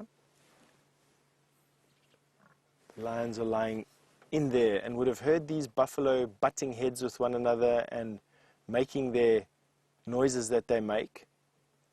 They will absolutely have been keeping an ear on these buffalo throughout the day, and I have no doubt that they will try and hunt a buffalo tonight. It's what they must do. You can see there's lots to choose from. These buffalo will feed up onto a crest, and then they generally relax and sleep corralled together on top of the crests, and that's where these buffalo are moving to now. You can see those buffalo in the distance over there, starting to move up onto the crest. And judging from their tracks, they move into monkey thorn thickets on the crests of the hills. Monkey thorns, as you know from the sounds that they make when we're crashing these vehicles through them, the monkey thorns protect their flanks and just aid their anti-predator behavior, as it's called.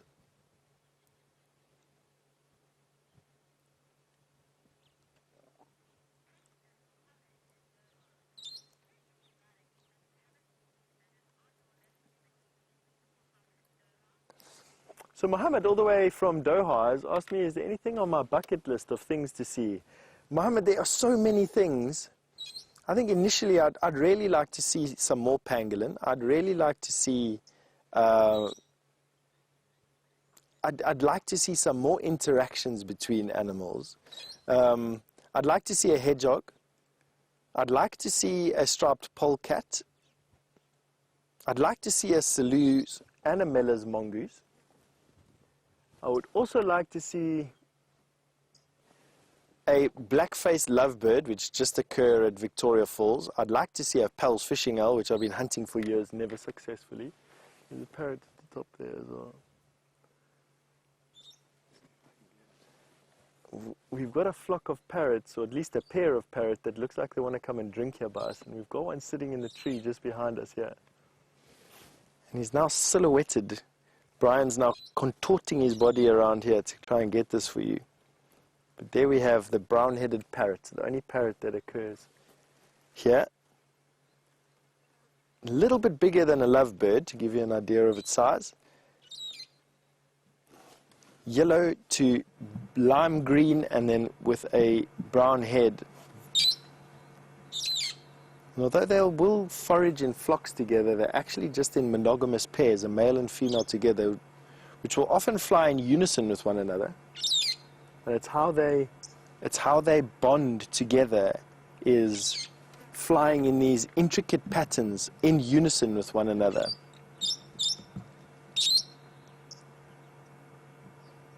That's just a fantastic sighting of a brown-headed parrot. Wouldn't get much closer. Let's see if they come down and drink here at the water. I can hear his partner or her partner calling from another tree somewhere along the line. Not too far away from here, actually.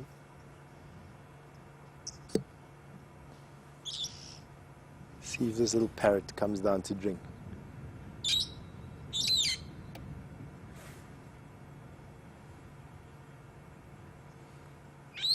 Rochelle has just asked if animals could mistake their reflection in the water for another animal and get a fright. Well, Rochelle, I don't actually know if I know the answer to this question. I would say potentially yes, but then animals have seen their reflections in the water from when they're very young, and it's something that they would have been used to already, is the fact that this face just appears in front of them at water. So maybe once or twice when they're younger, but definitely not by the time they get older, for sure. So I hope that answered your question. I don't think it has a real easy answer. So yes, up to a point, and then no after that, I suppose, is about the most factual that I can be. Here's a red-billed oxpecker on the back of this hippo. Hippo hides are almost always full of scars and scratches because they are contact species, and they're actually quite aggressive. They bite one another constantly, lacerating the skin, and that to a red-billed oxpecker is just a buffet that they just cannot say no to. Being the blood-drinking birds that they are. But talking about lions and the proximity that we are to them at the moment, Brent has actually managed to relocate on those lions from this morning, and is waiting to show you what they've been doing, or are doing at least.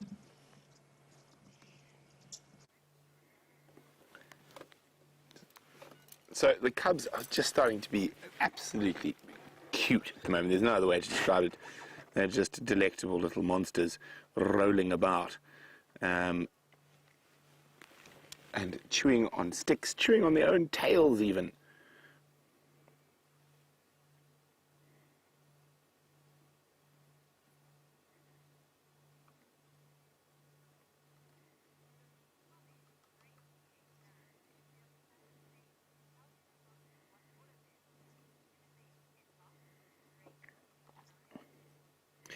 Hi, Gracie. Gracie is 9 years old, and Gracie says there's so many babies. How do the mums keep track of them? Do any of them ever get lost? Not normally. Being a family animal, lions, they tend to stick together.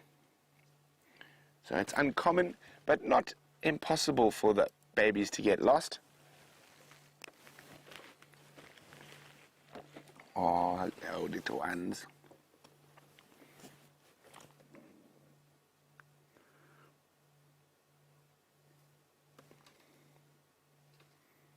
Oh, lifted her head into a stick. Now, that Birmingham boy is still very much defending the youngest in Kahuma lioness. She's lying behind there. And every time the other male gets up, he starts growling.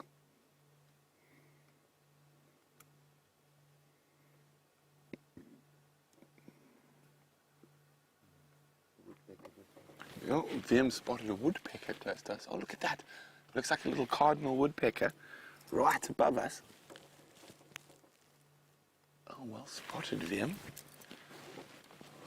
Let's see if I can... That's one of the ones we're going to miss for the live... The live bird book. Definitely one I haven't got a picture of yet while on live drive.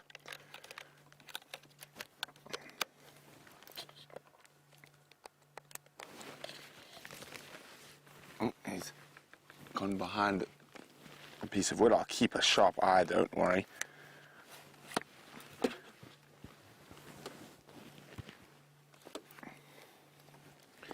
But we are...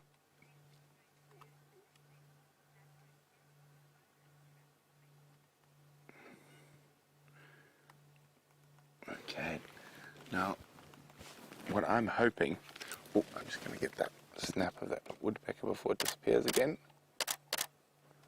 And it's gone again. Oh no, he's back. Gone back, gone back.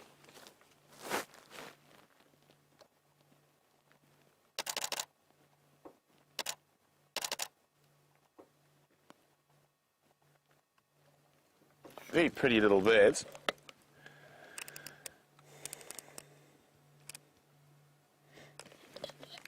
Not quite as pretty as lion cubs though.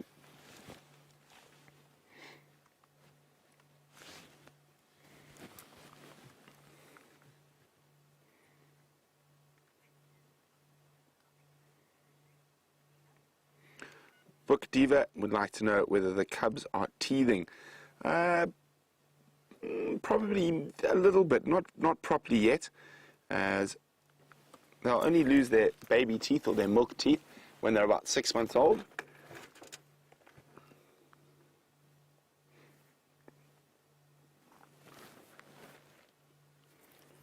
Now, isn't this just wonderful?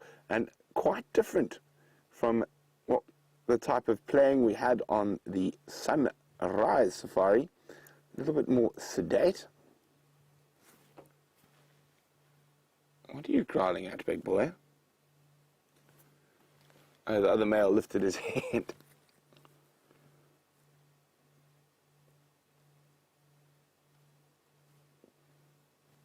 Oh, big yawn. Come on, guys, it's time to go catch a buffalo.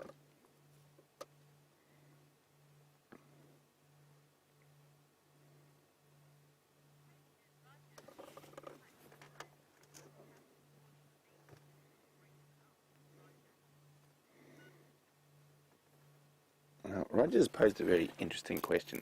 When the lionesses have to hunt, will they leave a babysitter? Will they take the cubs along? Or will they just leave them?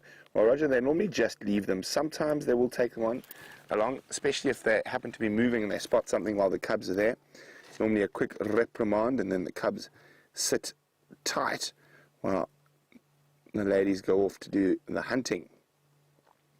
But it really just depends on each individual situation, Roger.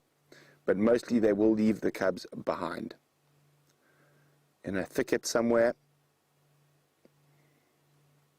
where there's good cover, where the cubs can disappear and are well camouflaged.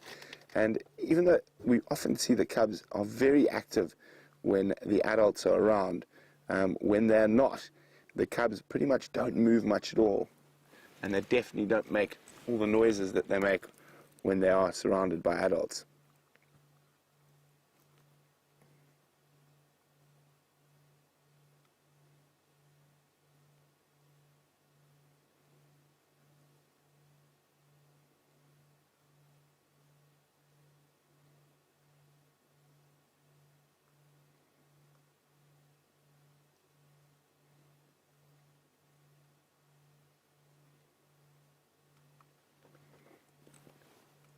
Oh, here we go. One of the ladies is up.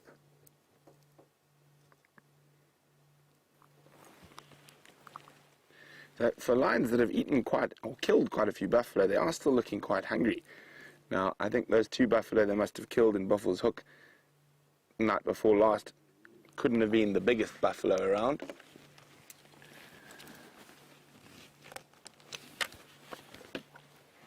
Oh, I could get some nice greeting. Hello, my friend. I love it when lions face rub.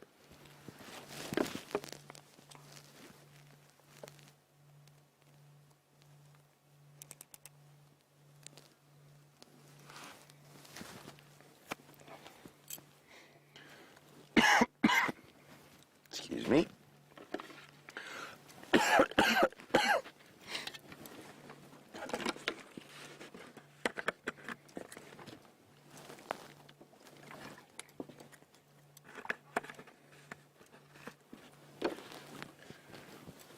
Look at that, isn't it just pretty? That lovely golden light filtering through.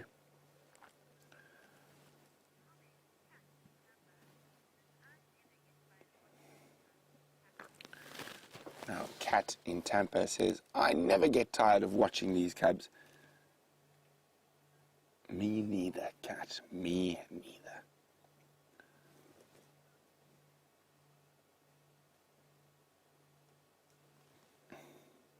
Get that stick.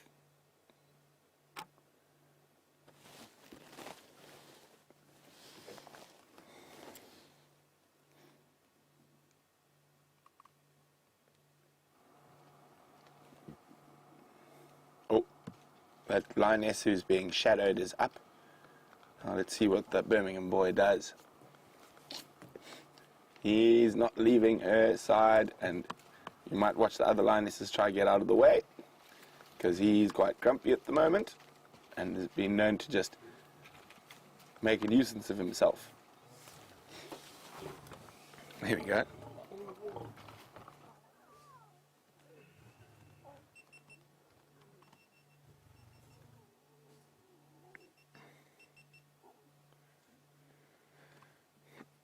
Look at that.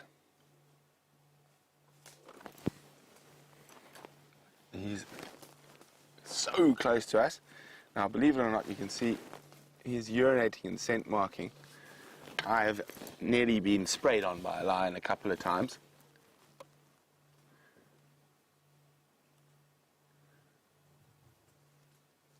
And I have been sprayed on by a lion once before.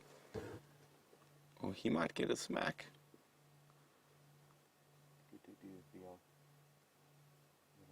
Look at that, the Fleming grimace. Look at that, lions all around us. And that big male is sniffing the female's back end. Now, he's going to lift his head shortly and draw back his lips. There we go, the Fleming grimace.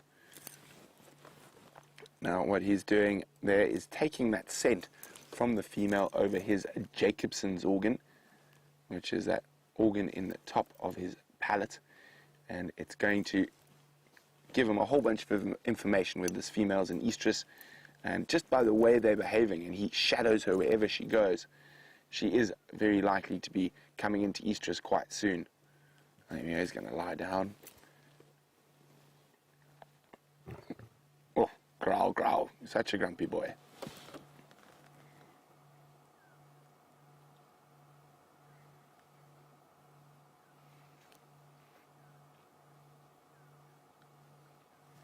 Now, as I said, we are hoping that these lions are going to get moving and head towards a waterhole where there's some buffalo, maybe a little bit later. It could be very exciting.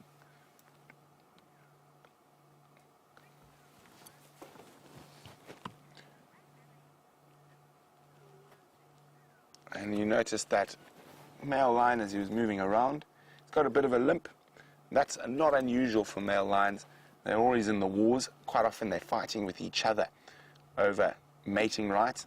And there's another male who's just keeping his distance. Can't see him, he's just through the bush at the back. He might be there, just around there somewhere. And every time he lifts his head or moves, this male growls and gets grumpy. Now, he'll be quite tolerant of the cubs, but not the other adults.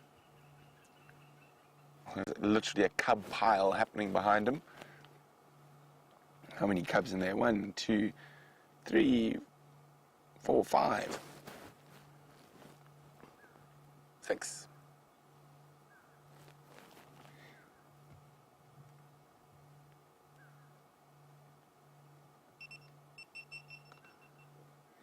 So have you heard that little beep, beep, beep, beep, beep? We're just rolling a VR.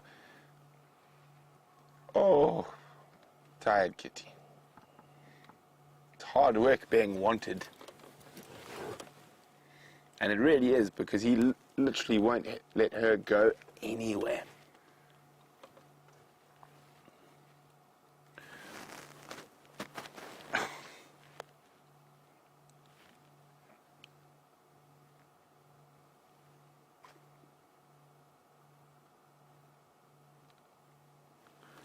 Trying to see which one lioness I can't see is the amber-eyed lioness, but I'm sure she's around here. This is quite a thick area. She could be just snoozing somewhere close by.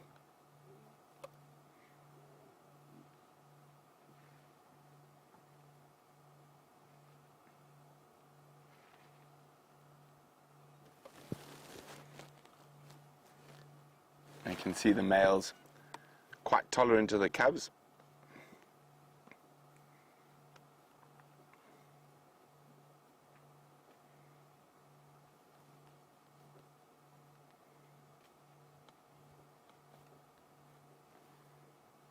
It almost looks like, should I go annoy Dad?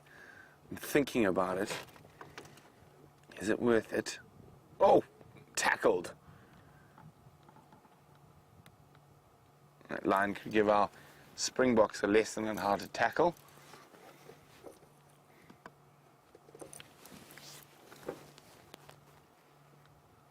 He's licking. Male doesn't seem too perturbed. He's not. Oh, the tail is starting to flick. Oh, but he has retreated. Oh, what? Male's tail? Oh, no. Decided discretion was the better part of valor. Let's go attack a female's tail. Oh, no. You're getting told off there as well. Okay, I'm just going to go lie in the cub pile.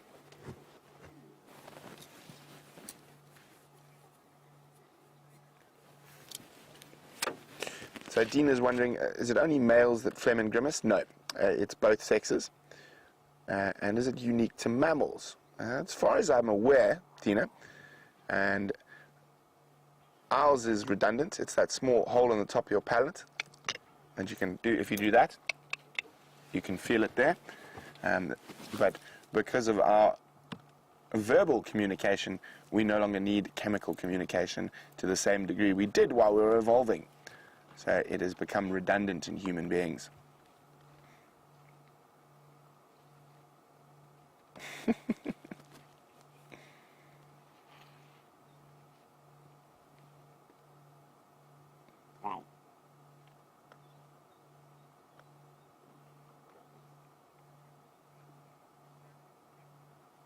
Isn't this just too special? It's literally a cub pile.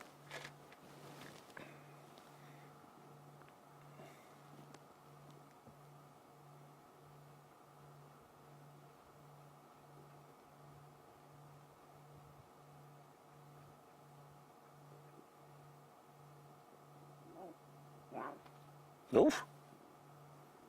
Feisty.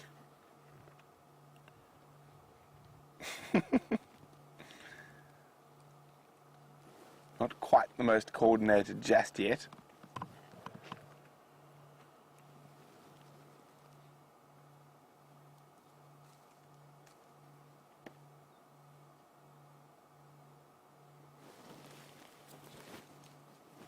And you can see aloe grooming even starts at a very young age.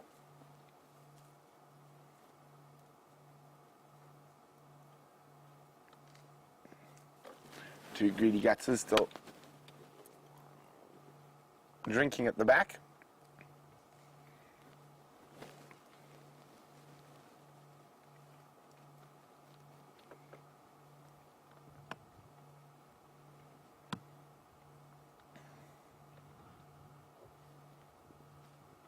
Where are you off to?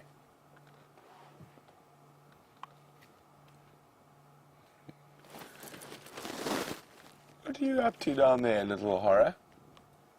Oh, I see you. Don't come make mischief with my tires or something.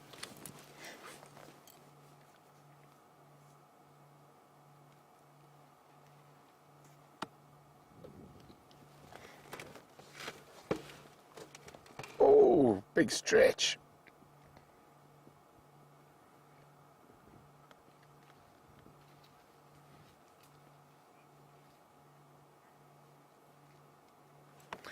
Now, Steph is perfectly positioned at the moment. If these lions get moving, he's where the prey is going to be. So let's go have a look what's at the Juma pan. That's it, Brent, you're quite right. There's not any water to drink, but there's also buffalo to eat. And have a look at this buffalo. Have a look at his tail. This poor buffalo has broken his tail so many times. It's like a prize fighter that's broken his nose. Just an absolutely skew, manky tail. And I feel so sorry. It must be like a abnormally overgrown arthritis finger that must be a source of constant pain for this poor buffalo. Shame. Oh, just looking at it gives me the chills up my spine. He hasn't actually been in such bad condition. There's been a lot of other buffalo around here today that have been in a lot worse condition than him. Lasserhoffen, there's another buffalo coming out the back over there. He was also just here with his friend.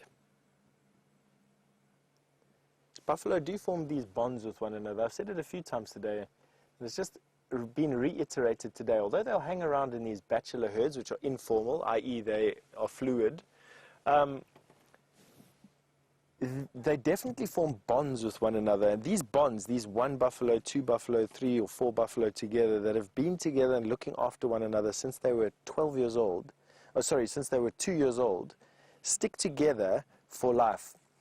And in the couple of times I've seen lion be chased off by a buffalo, having caught one and then being chased off by another one, it's definitely these male buffalo that come to one another's aid.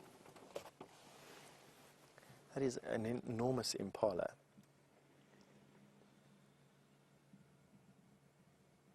There's an impala walking out to that buffalo there. He's just a beautiful specimen of a male impala.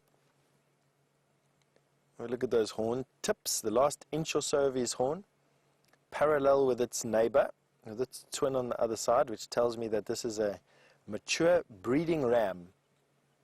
In his prime, would have contested quite hotly during the rut this year, which happened in May, and will probably be able to contest equally, maybe with a bit of experience behind him now, for the next hot spot in the coming rut following May. Let's see if he comes up here to have a drink so that we can get a nice picture of him. It looks like he's coming in this area. It's been such a peaceful afternoon sitting over here. I must be honest, the first hour and a half of the safari, the sun felt like it was living on my face. My face feels like it's been burnt with acid at the moment, even though I've caked it in. He sticks his face over. Even though I've caked my face in sunscreen, it's just been an intense day. One of these, definitely these summery feels. Have a look at that guy. What a good-looking impala. Sucking some of the oxpeckers from the buffalo onto him. They're having a bit of a powwow. They're going down to the ankles where impala do carry a lot of ticks. Out along the flanks. Combing through the hair. Red-billed oxpeckers have this special comb on their bottom bill that they can comb through the hair. Comb out mites and ticks. Where's this impala going? No other impala in sight, actually. He just seems to be on a mission from one place to another. Impala will very often come onto these open areas at night time. Makes it that much more difficult to be snuck upon by something, in particular leopard.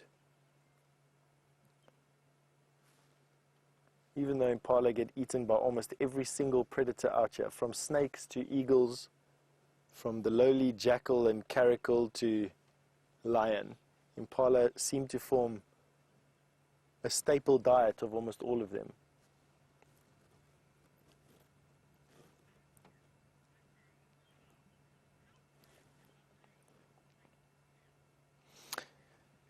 Sabrina, who's only 12 years old, has asked me the question, the inevitable: how does a buffalo break its tail? Sabrina, in the melee, when they are busy mating with one another, quite often what happens is buffalo bulls will mistakenly mount one another in an effort to try and assert dominance. And I personally think that it's during these sort of dominance fights, basically, that these males get injured like that. Yes, it can happen when they're a bit younger, when they're lying in herds, but it's uncommon to see a young buffalo with a broken tail. It's far more common to see these older male buffalo with broken tails. That, and also lion, will very often grab a buffalo by the tail to anchor that buffalo in one spot. And if a lion has bitten this buffalo enough on that tail, it'll give them injuries like that. And although this buffalo got away, which sometimes they do, it would have left its mark. And in this particular case,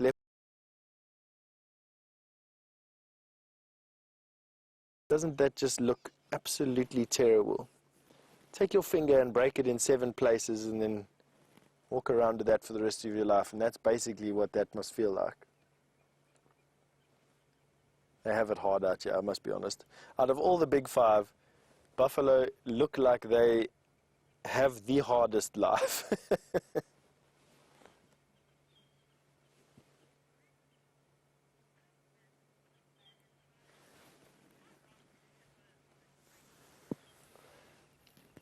Peter, all the way from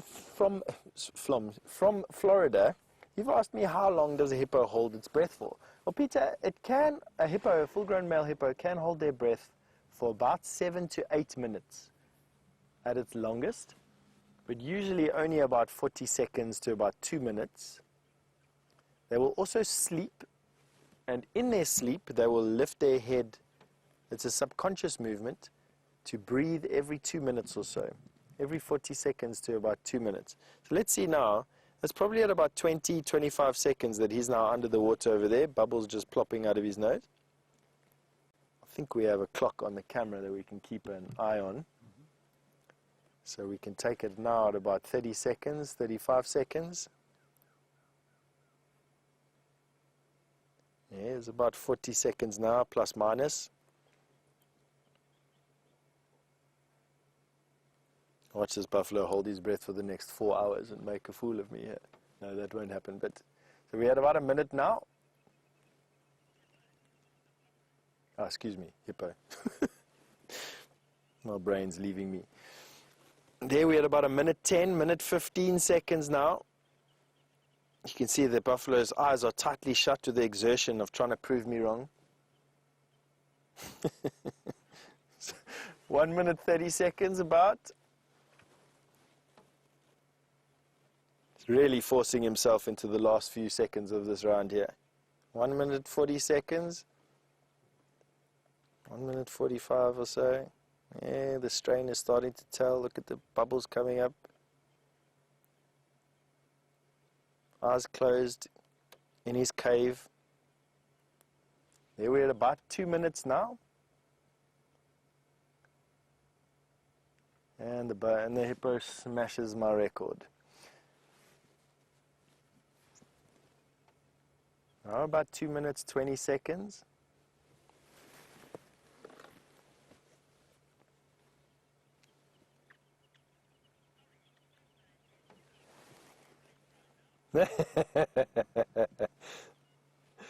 We just had a comment come through about who else is holding their breath at the moment. I think it's just me as well, don't worry. So we're probably at around about 2 minutes 40 seconds, 2 minutes 45 seconds. Wow, this hippo is going all out to try and prove me wrong today. And there we round about the 3-minute barrier, hey Brian? Yep. That's the longest I can hold my breath for. Brian just said that he can hold his breath the longest at 3 minutes. And that must be with a lot of chest pumping and hyperventilation. Lips start to go slightly blue. Yeah. You can see that this buffalo is going red with the exertion there underneath his ears. I'm only joking with everybody. They're normally red under their ears. There we're probably at around about 3 minutes 30. Yeah, exactly. Tim has just said that this hippo has got a straw that he's breathing through right now, or he's carrying an oxygen tank under his armpit. So I would gather we're around about 3 minutes 40 seconds, 3 minutes 45 seconds now. This is actually incredible. Relaxed hippo, heartbeat right down. There we at about 4 minutes now. 4 minutes. That is a long time. I think some scuba divers can go to about 6 minutes, 6 minutes 50 probably, and I think the world record for holding breath, I'm not too sure, but it's probably around about the 7 to 9 minute, somewhere around there. So now we're at about 4 minutes 30.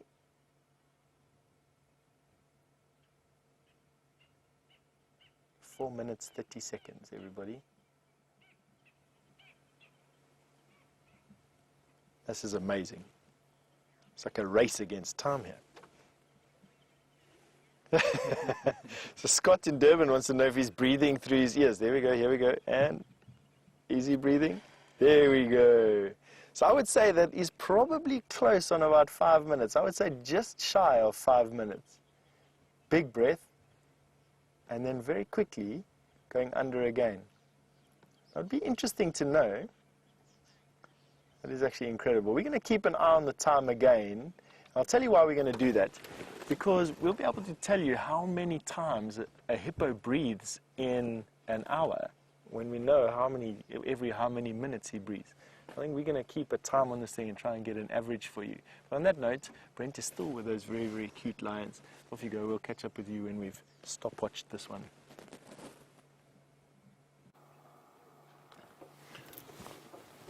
Someone just woke up Dad and he wasn't too impressed. That little one there tried to climb over the middle of Dad's body. Well, it has prompted him into another sniffing foray, so get ready for the phlegm and grimace. There we go. Look at those lovely big canines.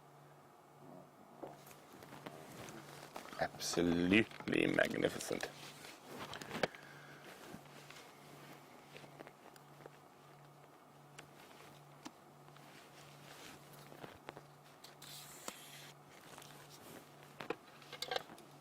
There it is again.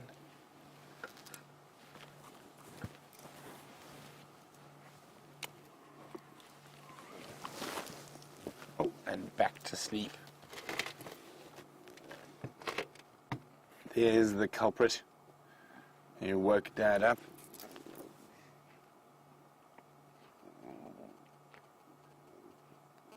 Looking a little guilty.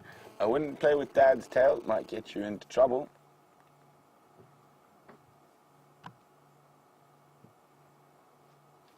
Yeah, so head back to the cub pile safer.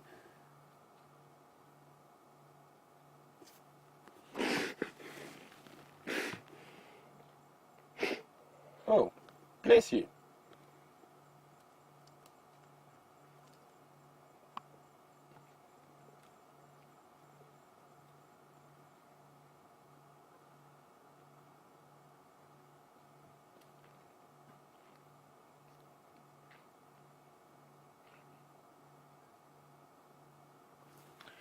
So the sun is dipping.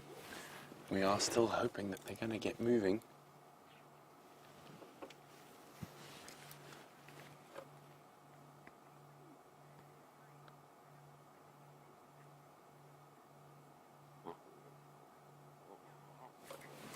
Oof.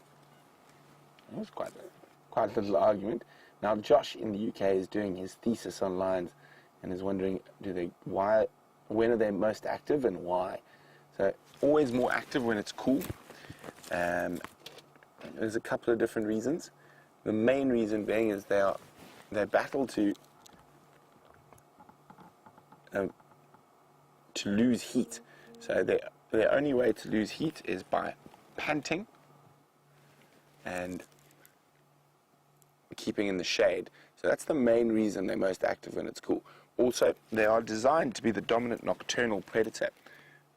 So that also means, oh, there we go, that when at nighttime it's cool, so they're able to be more active without overheating.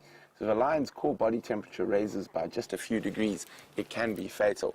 And also at night, when they do most of their hunting, that night vision is a massive advantage.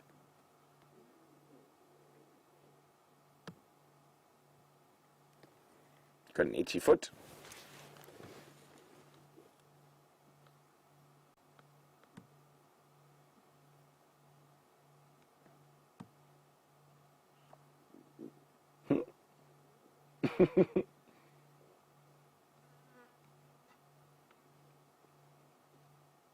Now, not so long ago, we were lucky enough to see the first introduction of those little cubs to the rest of the pride, and now it looks like they've always been there.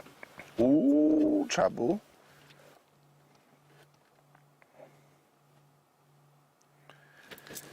Liz in the UK is wondering why the Ngoma cubs look to be in such good condition and the Styx cubs not so much. Ooh, let's just watch what happens here. I wouldn't bite Dad's ear if I were you.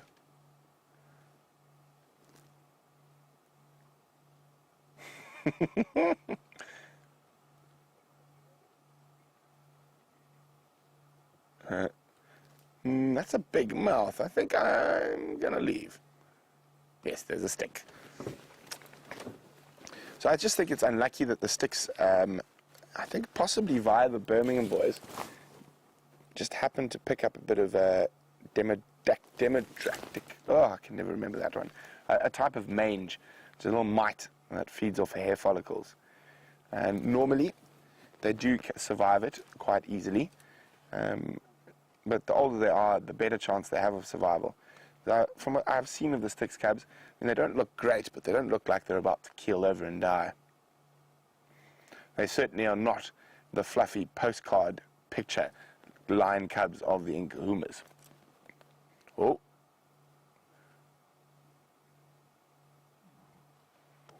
Oh. Off. Not in the mood for your nonsense.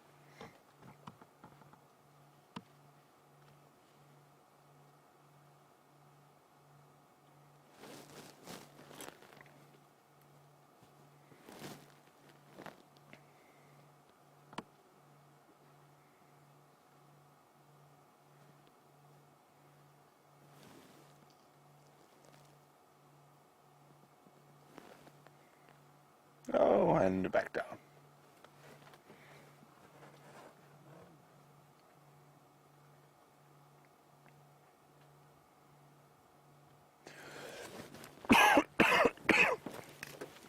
Sorry about that.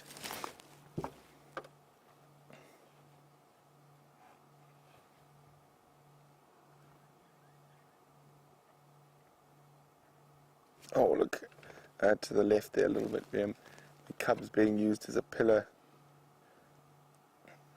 Well, drinking from Mom. So sweet. And hooligans in the middle.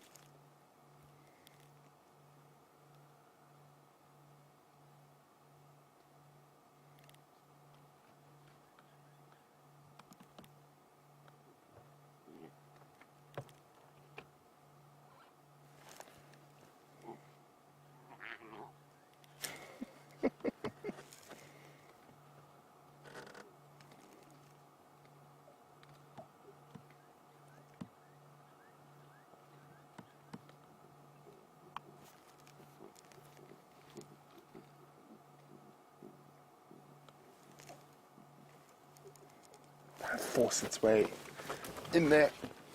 Looks like it's found a teat.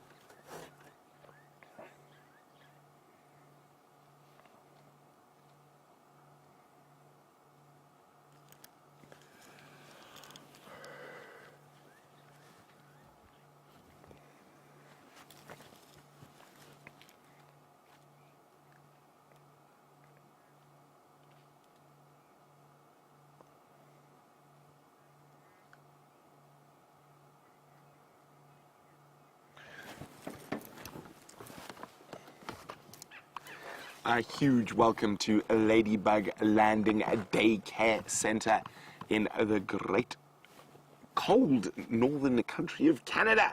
Welcome on your live safari, guys. Very exciting to have you here. And look at this.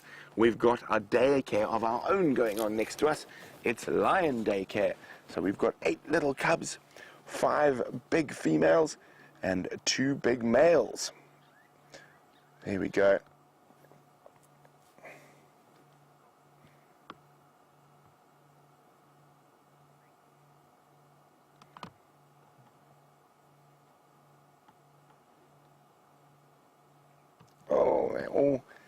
We're hoping that lions are going to get moving shortly. It is getting cool at the right time of the day. So maybe once the babies have finished suckling, we might see them on the move.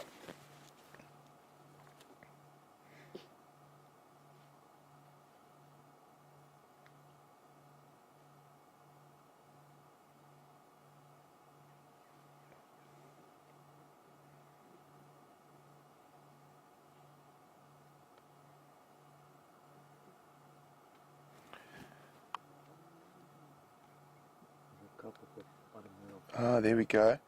So there's a cub that's made its way all the way to the second male.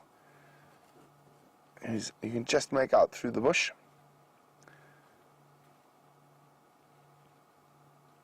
Brave little cubby.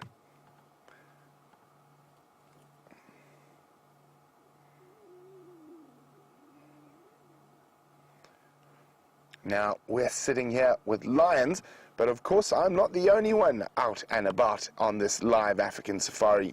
So let's go say hello to Steph, who's got one of the biggest animals in the bush.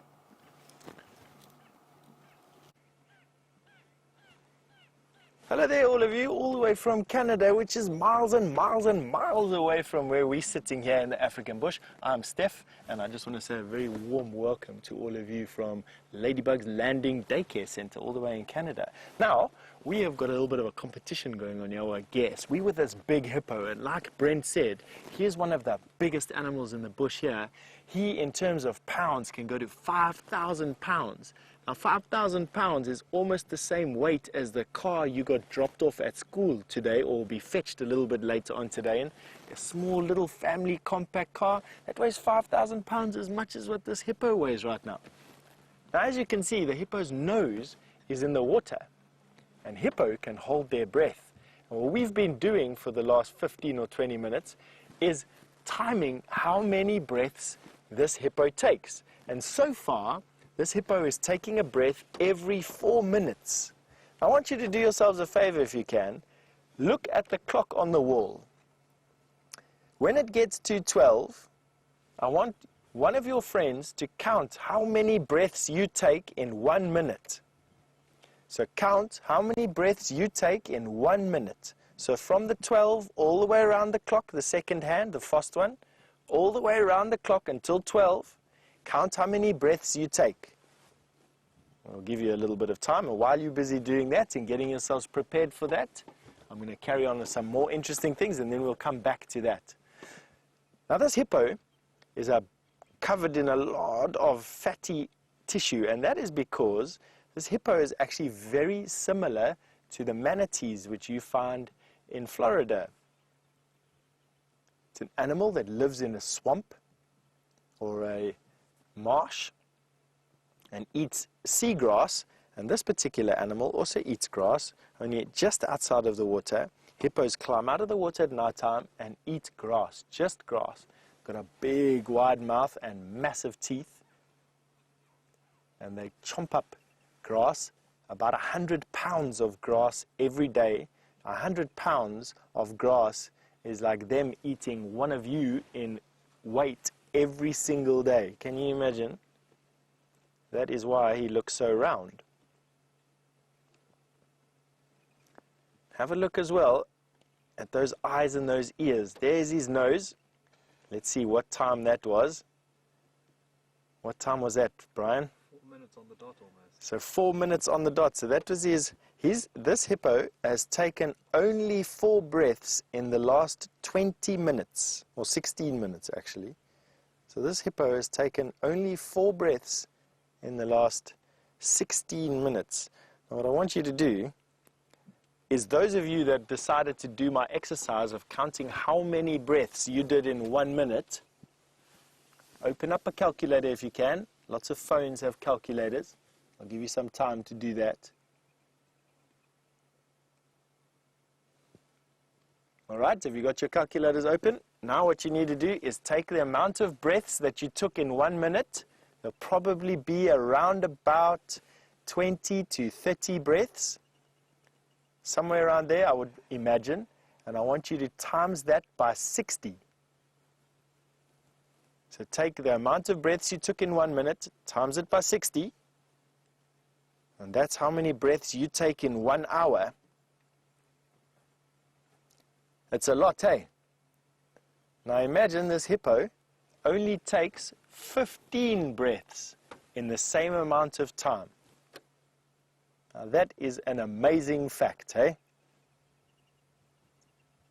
So 15 breaths, only 15 in-breaths every single hour. That's amazing, hey? Now while this hippo is waiting for the sun to go down, he's also being visited by those birds. Those birds are red-billed oxpeckers. They've got a red bill. They're called oxpeckers because when they were first described to science, or to Western science at least anyway, they were quite often seen sitting on cattle. They sit on the hippo to pick off all the parasites that infest the hippo, all the ticks and the mites and the skin parasites. And they also drink blood. They are about as close to vampires as we get out here. These birds live on blood, and what their job is to keep wounds on animals clean. They're the little doctors. They're part of the cleaning ritual, the antiseptic agents out here in the bush. The birds will pick open injuries and cuts and keep blood flowing to those areas. And we all know that blood makes things better as long as it doesn't pump out of our arms and legs. And have a look at them, just resting on the back of this hippo. And you can see that one right at the bottom on the right-hand side. You can see him digging in a wound or something over there. Him worrying it with his beak.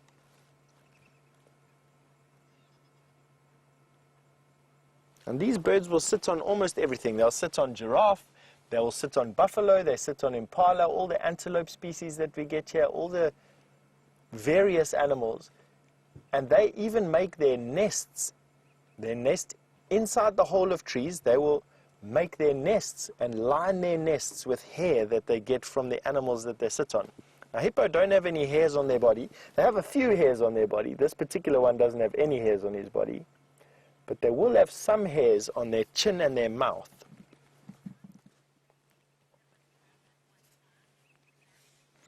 Now, Mac, you've asked me how many babies hippo have at one time. They just have one baby at a time. So they hold on to their baby for about 8 months in their mommy's tummy, and then they give birth to one baby. Sometimes, very rarely, you can find twins, but generally it's just one baby at a time, just like us.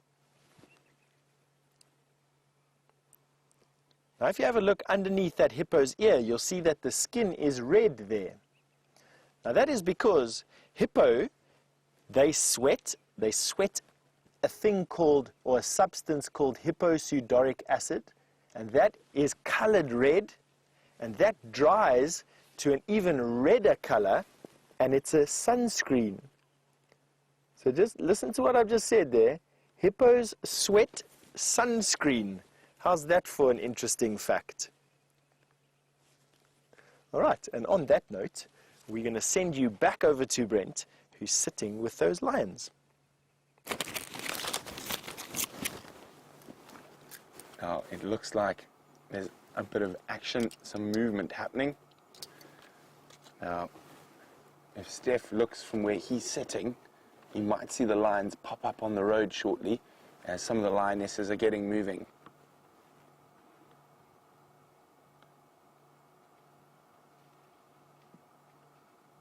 So, 3 lionesses started to make their way out of these thickets.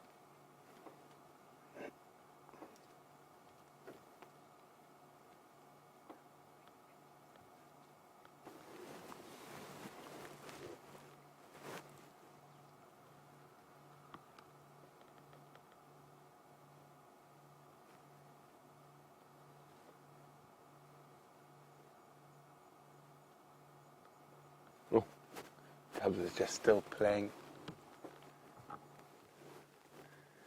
I'm just keeping my eye on the lionesses, where they're going, because we might need to move, and this is quite a precarious area. Now, the cubs might just stay here while the lionesses go out. So as I said, if Steph keeps an eye down the road, those lions might pop up there now. The females. But isn't this wonderful, sitting with little lion cubs live in the middle of the African bush?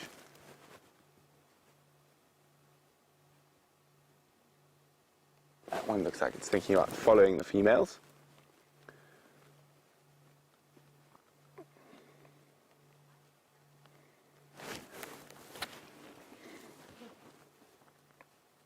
Well, hello guys at the Ladybug Center. I don't know, why do the boys have these big manes and the girls don't? Well, it's for protection when they fight with each other. So the males have to fight to get girlfriends. So when they fight with other males, that extra hair around their neck helps to protect them.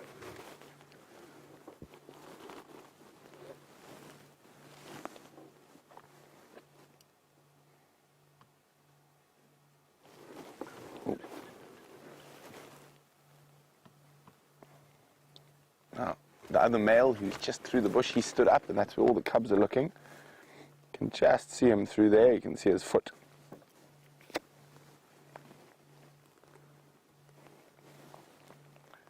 Now, Vim, can you see where those girls have gone? No, they went up onto the road. Okay. Well, we're just going to sit here, see what happens.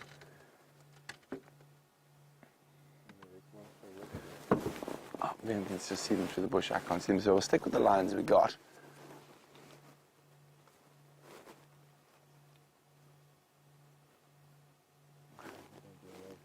Now that hippo could make a nice meal for these lions.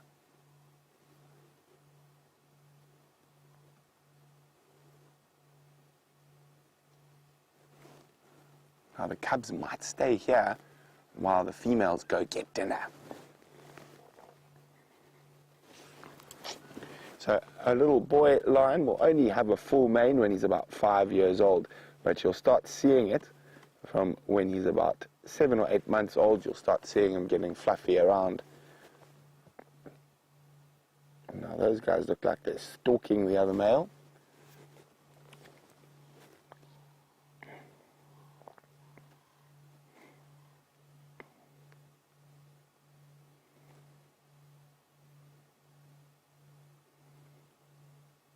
I want to go play with the other male. Oh, let me just move back a centimetre there. Can you get a gap through there, Vim?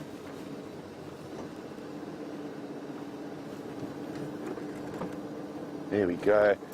Hi, Dad.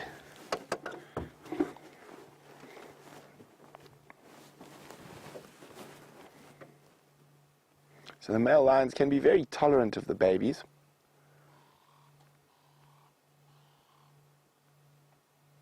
Looks like all the cubs are heading to join that other male now. And then this guy's growling, protecting his girlfriend.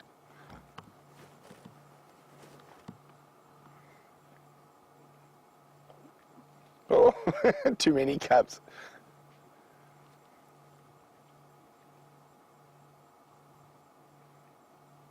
He's very gentle with them.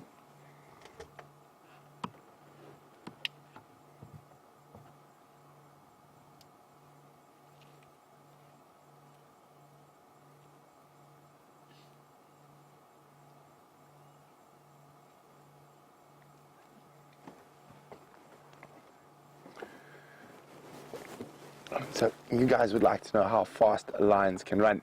Very fast is the answer. They run at about 22 meters per second, which is just under 90 kilometers. One of the lionesses is coming back.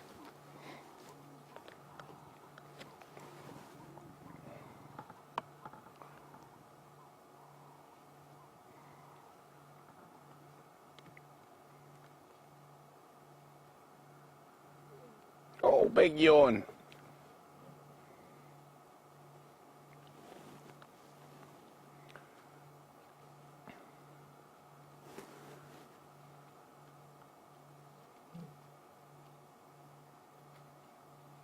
Oh, she trying to call the rest of the pride, saying, it's time to get moving, guys.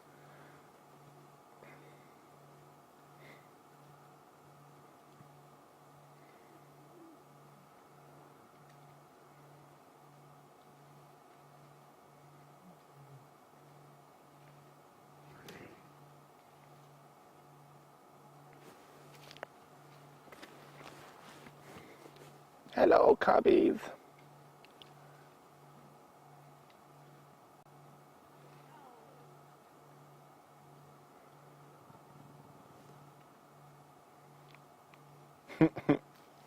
Jumping on Mum's leg.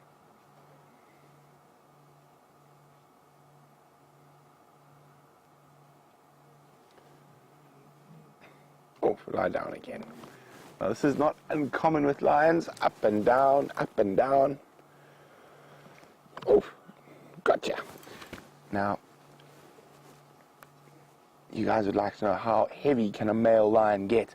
Well, these guys here probably weigh just under 200 kilograms, but a really big male lion can weigh up to 250 kilograms, and the biggest recorded male lion from Namibia weighed 300 kilograms.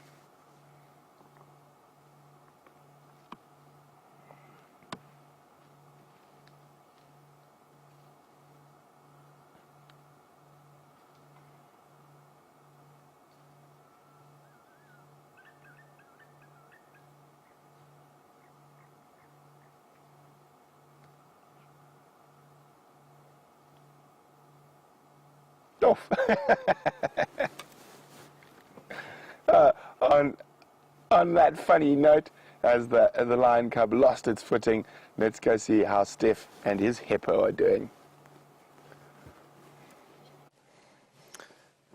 Thank you, Brent. My hippo is doing fantastic, and we are trying to get you a view of an emerald spotted dove that is busy drinking just on the side here. Let's see if we can get him for you. He's a tiny little dove.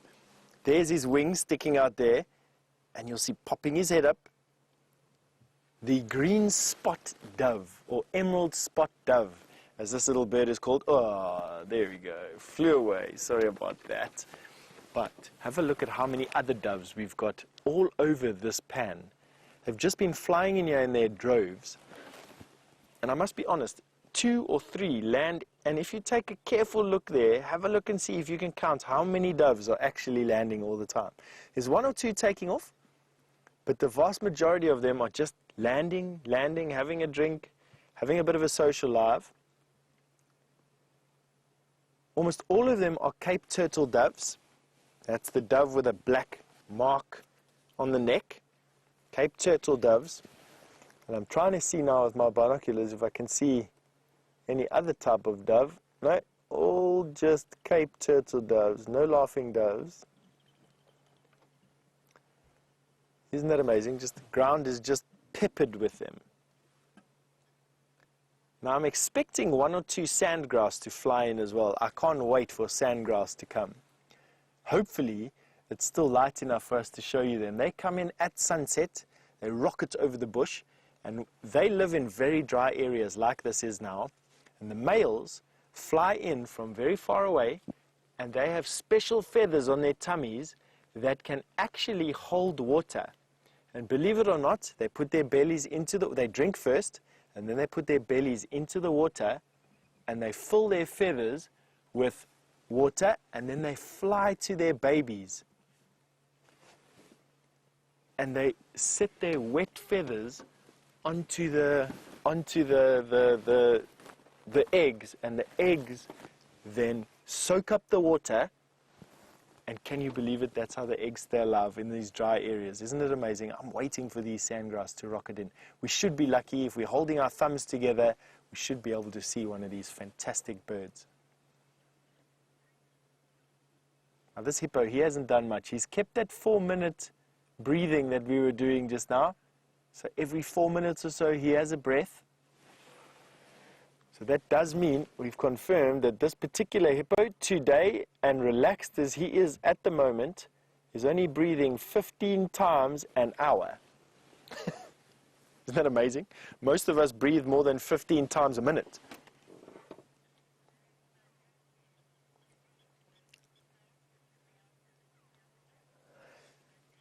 Ladybug Daycare has just asked me if there's any way we can tell between male and female hippo. Yes, there is. Female hippo with a baby, it's easy to see. Male hippo tend to be bigger as well. They have these more robust skulls. And for the reason is that those two bumps that you see just next to his nostrils there, just behind his nostrils, can you believe it that that is where his teeth go to? They have these massive bottom teeth that are shaped like a banana and are about as long as your forearm, in some cases as long as your arm. If you're around about 5, 6 or 7 years old, hold out your arm in front of your head. That is as long as the bottom tooth in a hippo's mouth. And that bump that you see just behind the nose, let's see if I can put my finger on it for you, there, that is where the bottom tooth goes into the top of his mouth. His tooth is pushing out the skin there. Whoa, sorry. He didn't like me trying to pick his nose over there. I can't imagine why. A hippo can open up his mouth. I've just been asked the question how wide a hippo can open up his mouth. They can open up their mouth almost 180 degrees. Now that means, I want you to try this, although probably not. Open up your mouth as wide as you can, and you will see that your mouth doesn't open all the way. A hippo can open up his mouth that his top teeth and his bottom jaw teeth, point completely away from one another. Can you believe that? So open up your mouth as wide as you can, and even then, your top teeth and your bottom teeth face one another. Hippos can open up their mouths so wide that their bottom teeth and their top teeth face completely away from each other, like this. So hippos can open up their mouths even wider than my hands can go at the moment. Massively wide. For us, we can't. My teeth still busy talk to one another. Let's see. It's now getting dark, and this hippo will start to get a little bit more active as the night picks up. There's not a lot of food around for these poor animals at the moment. They eat a lot of food, actually. They actually only feed for a couple of hours a night. And that's because they're really good at cutting all the grass that they need with their big mouths. They've got this big, flat, wide mouth,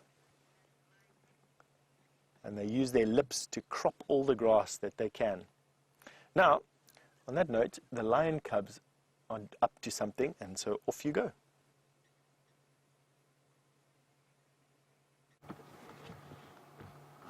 So still quite a bit of cub movement, but no adult movement. Heads up. So we are hoping they are going to get moving shortly.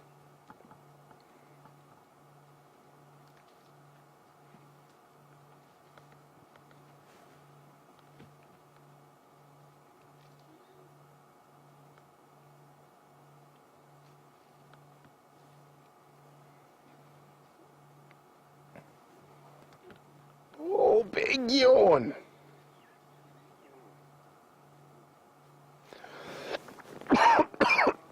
Oh, sorry guys.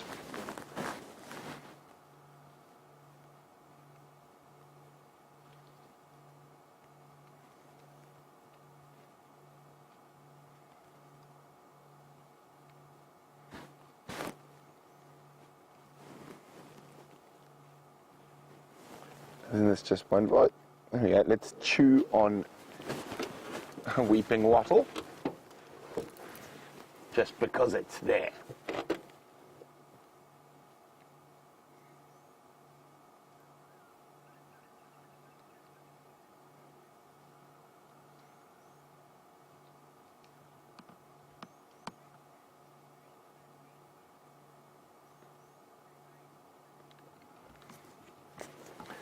Now, lions are not normal swimmers, but the ladybugs would like to know how well can a lion swim. They can actually swim quite well, but they don't like to swim if they can help it, because one of the only crocodile or the only, what happened back there?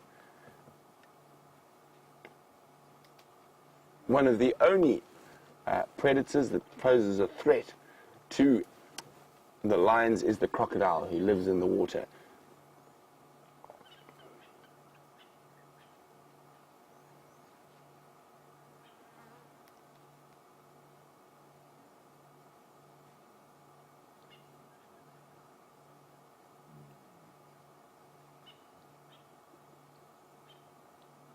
Coming back.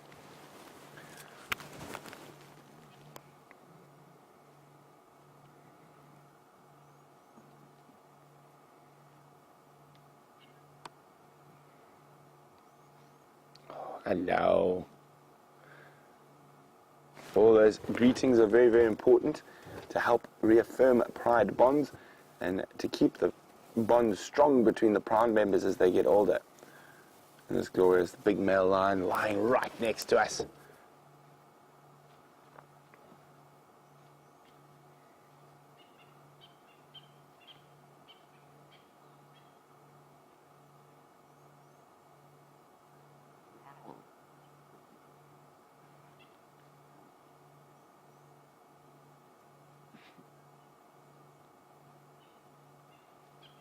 Look at that one playing with the stick. Oh, there's another big yawn. Ooh, big teeth.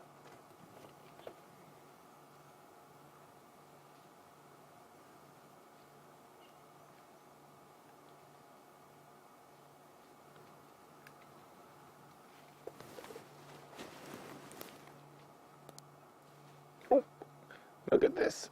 Going on an adventure. Oh, the cub's annoying dad, or one of the fathers.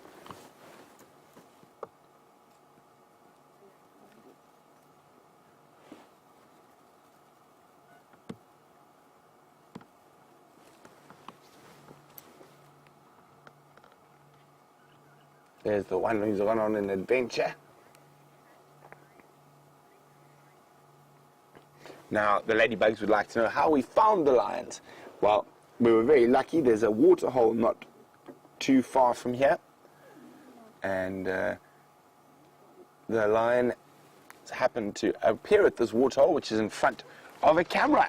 So I knew they were there from before starting, so I actually didn't have to track today. So I was lucky.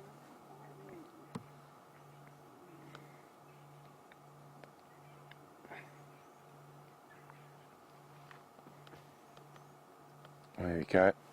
Females up. The other females are lying up not too far from here.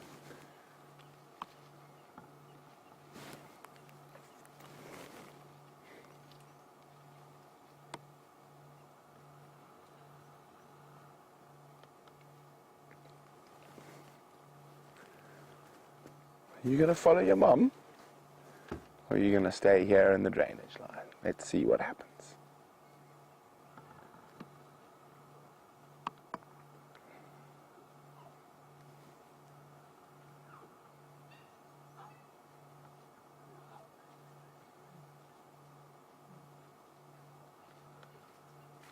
There you go. The female's called. You probably find a lot of the cubs are going to follow now. Off they go.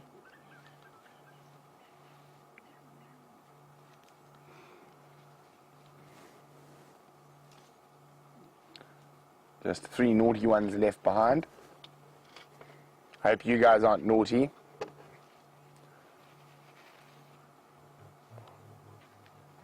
Oh, look at this. Now, as the lions get up and move, it's also time for the ladybugs to leave us. It's been wonderful having you, ladybugs. Hopefully, you'll come join us on another live safari very soon.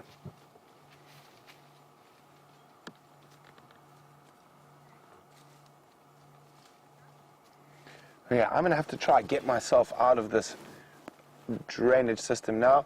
The lions are moving up towards Twin Dams Road, so maybe Steph will get a view of them shortly.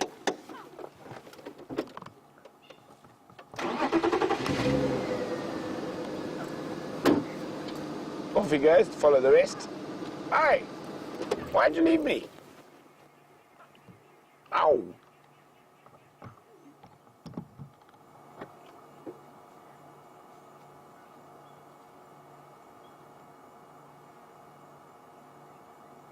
Come on, don't get left behind now. Oh, while the lions make their way back up towards the road, we're going to do the same. So let's go see what Steph's up to.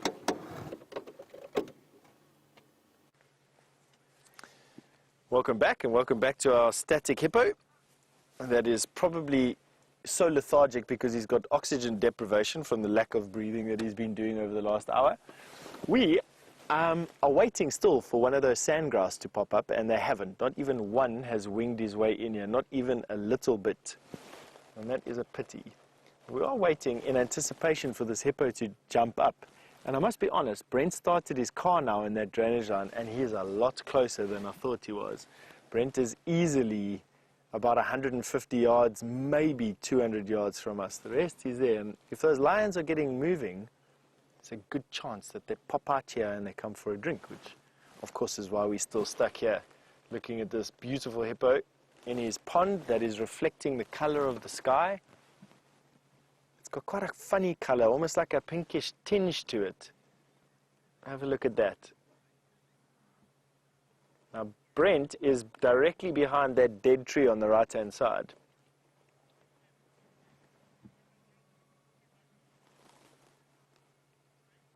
So, Oren, you just asked me how filthy is this water and would I drink it if there wasn't any other water around. I'd absolutely drink it if there wasn't any other water around. I probably would have to boil it first, and that would be to kill all the microbes inside here. This water has just got hippo wee in it and all the feces from every animal, lots of buffalo feces, lots of elephant feces, lots of everything else that's been washed in here by the mud washing off of the animals' legs and all their hooves. But it is water and it is drinkable. If you boil it for about 10 minutes, you would kill everything. At 100 degrees centigrade, there's not much that can live. And so what you try and do is you try and raise the entire water in your billy can to 100 degrees and then drink it. I can't say that it's going to improve the taste at all, but I definitely would drink it with some boiling. I do know some friends of mine that had hardened themselves to all the nasties that occur in the water over here, and they definitely would take a sip of this water without boiling it at all.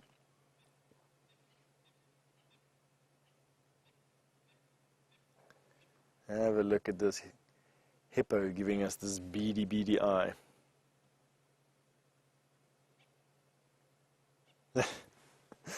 Now, not only is he not breathing, but he's also not blinking.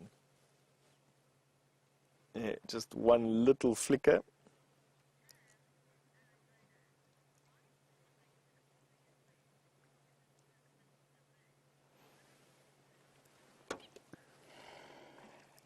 So Pam, you've asked a nice question. Why doesn't the hippo just keep his nostrils above the water? Why? I mean, if he's not needing to hold his breath, why hold his breath? Pam, that's a good question. I just think it's sort of the aftermath of these things coming from the ocean and never fully having left the water itself. So hippo is part of the Hippomorpha family of animals that include dugongs and manatees. Something's bothering this hippo. You can see him busy snorting, that alert posture that he's got there.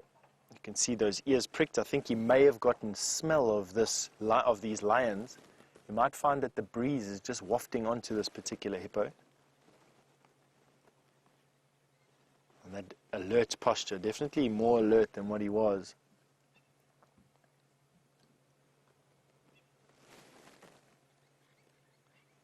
Maybe these lions have wafted onto him. Now, so just to finish off that point, I think that these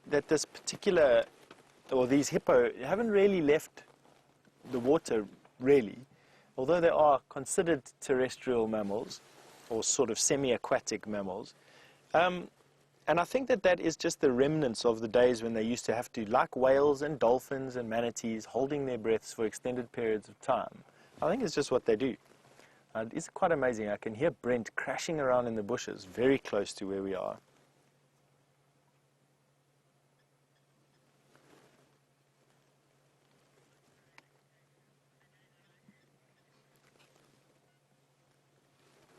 This hippo, You can see he hasn't relaxed just yet at all.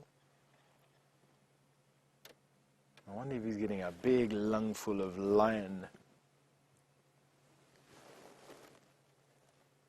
Yeah, he seems to be calming down a little bit over there. Still a young hippo. I mean, the large bull hippos, the largest bull hippos, they almost have these almost deformed skulls. Their canines and their incisors, not their canines, their incisors are massively overdeveloped and almost full their whole skull. I just want to have a quick squiz here through the bush. I don't know if it's just my imagination or what it is, but I caught a tawny glimpse coming in through the bushes there. Might have been a nyala. It's most probably a nyala. And we will see. Alright, Brent's gotten onto the road. I think it would be a good place for you to go and join him.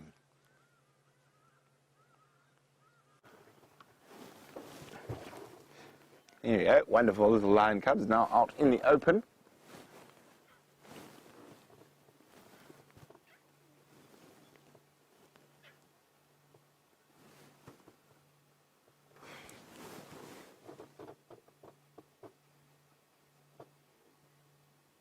Oh, there we go. Stalk mode, got some cover.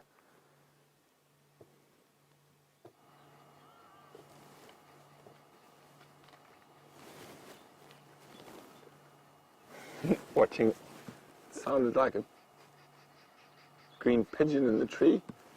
Caught their attention for a second. A very brief second.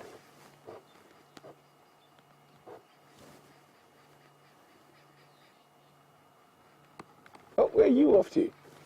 Little brave one.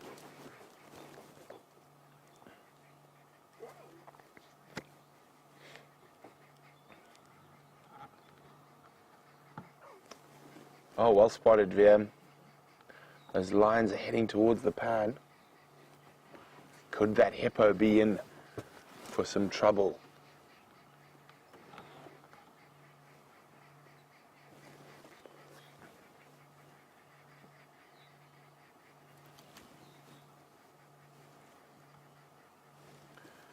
There's one lioness is already quite far ahead. Now, off they go. Racetrack.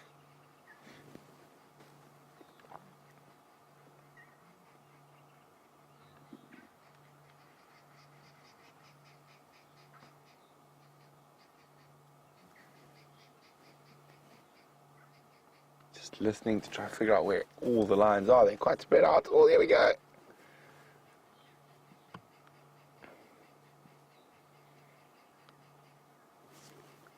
Fun and games. Here comes one of the moms.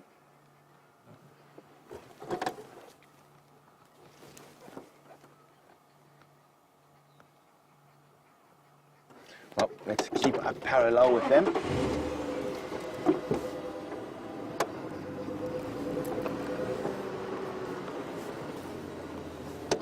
Oh, lots of running and playing. Let's catch up with the cubs.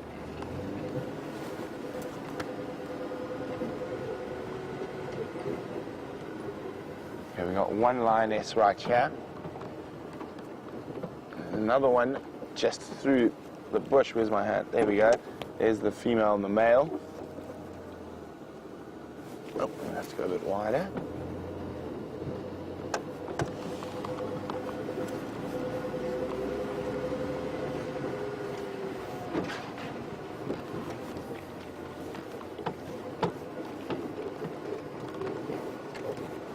One, two, three, four. Now, where's number 5? Where's... Whereabouts? Yeah. Where's Amber Eyes?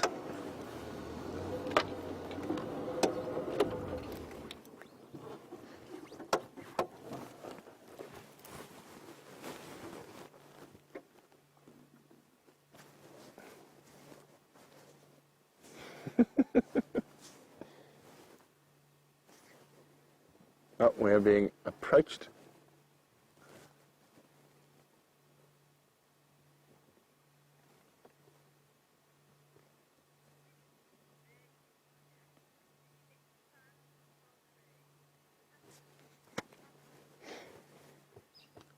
Hi, Birdie in Georgia. Birdie's wondering whether if I let the final control crew see the cubs as promised. Ah, Birdie, you know what? I decided they didn't deserve it. Of course, I'm joking. We went and had a look at the Nkahuma cubs and Karula and her cubs. Oh, the lion piled up there. Okay, let's get back up ahead. It looks like they might come join Steph.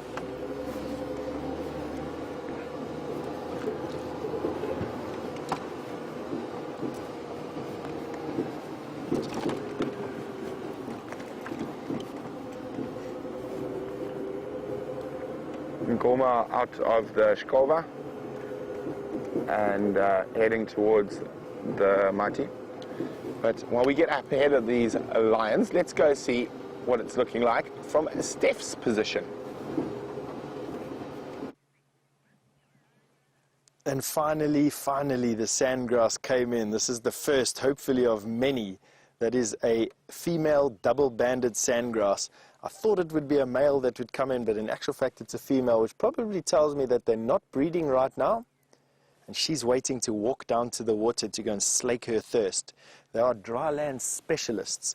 And I'm just so happy that we get to see one before the close of the show. With a couple of minutes left, and one came winging in low over the horizon.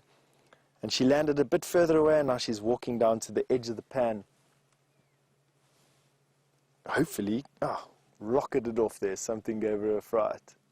What a pity. I thought that she'd come and drink. All right. My head getting in the way, Brian bombing me over there. Anyway, we're going to send you over to Brent. He's got the lions approaching the pan. See you in a bit. So here we go. So 4 lionesses visible. And 1 male, so Amber's still missing.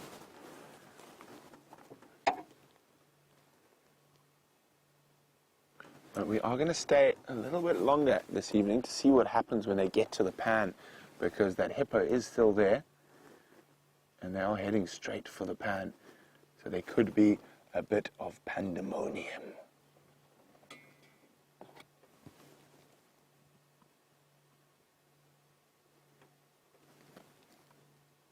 Now, I don't think the lions know that the hippo's in the pan. So those 2 that are going past us now are going to be the first to arrive. They're the little ones.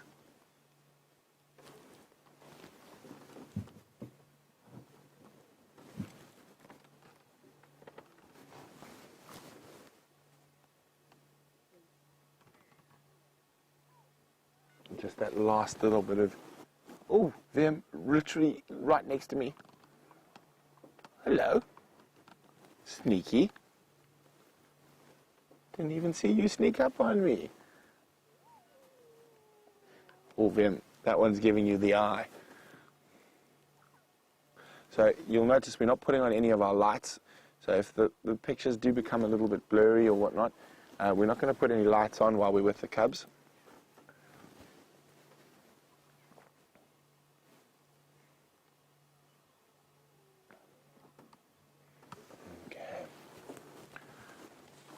Oh, on to Dad. Not a good idea. He's grumpy at the moment.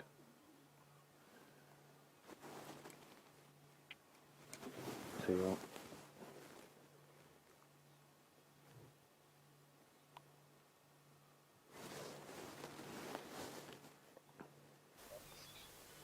Okay. So as you can see, where we are sitting compared to where the dam cam is that I don't think the lions are aware. There's Steph. And Steph's right there. I don't think the lions are aware that there's a hippo in there just yet.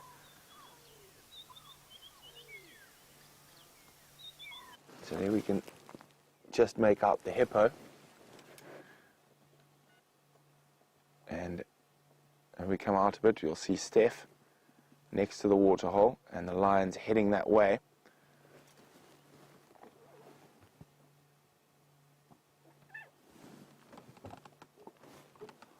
Oh, he nearly ran under the car.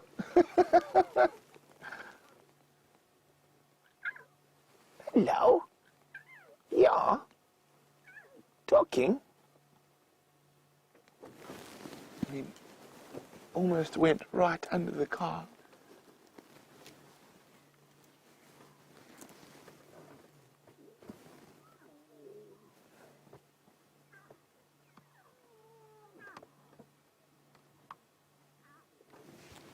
Ooh, sorry. It's going to be really interesting to see when they do get to the water hole.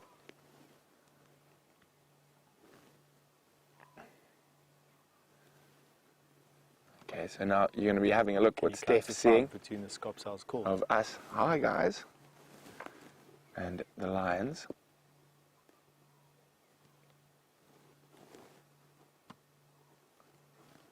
Okay, so there we go.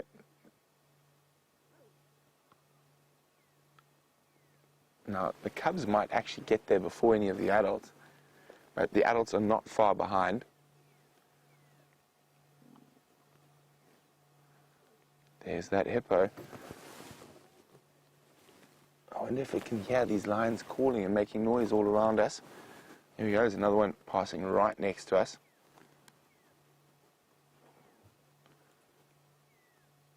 This could get very exciting.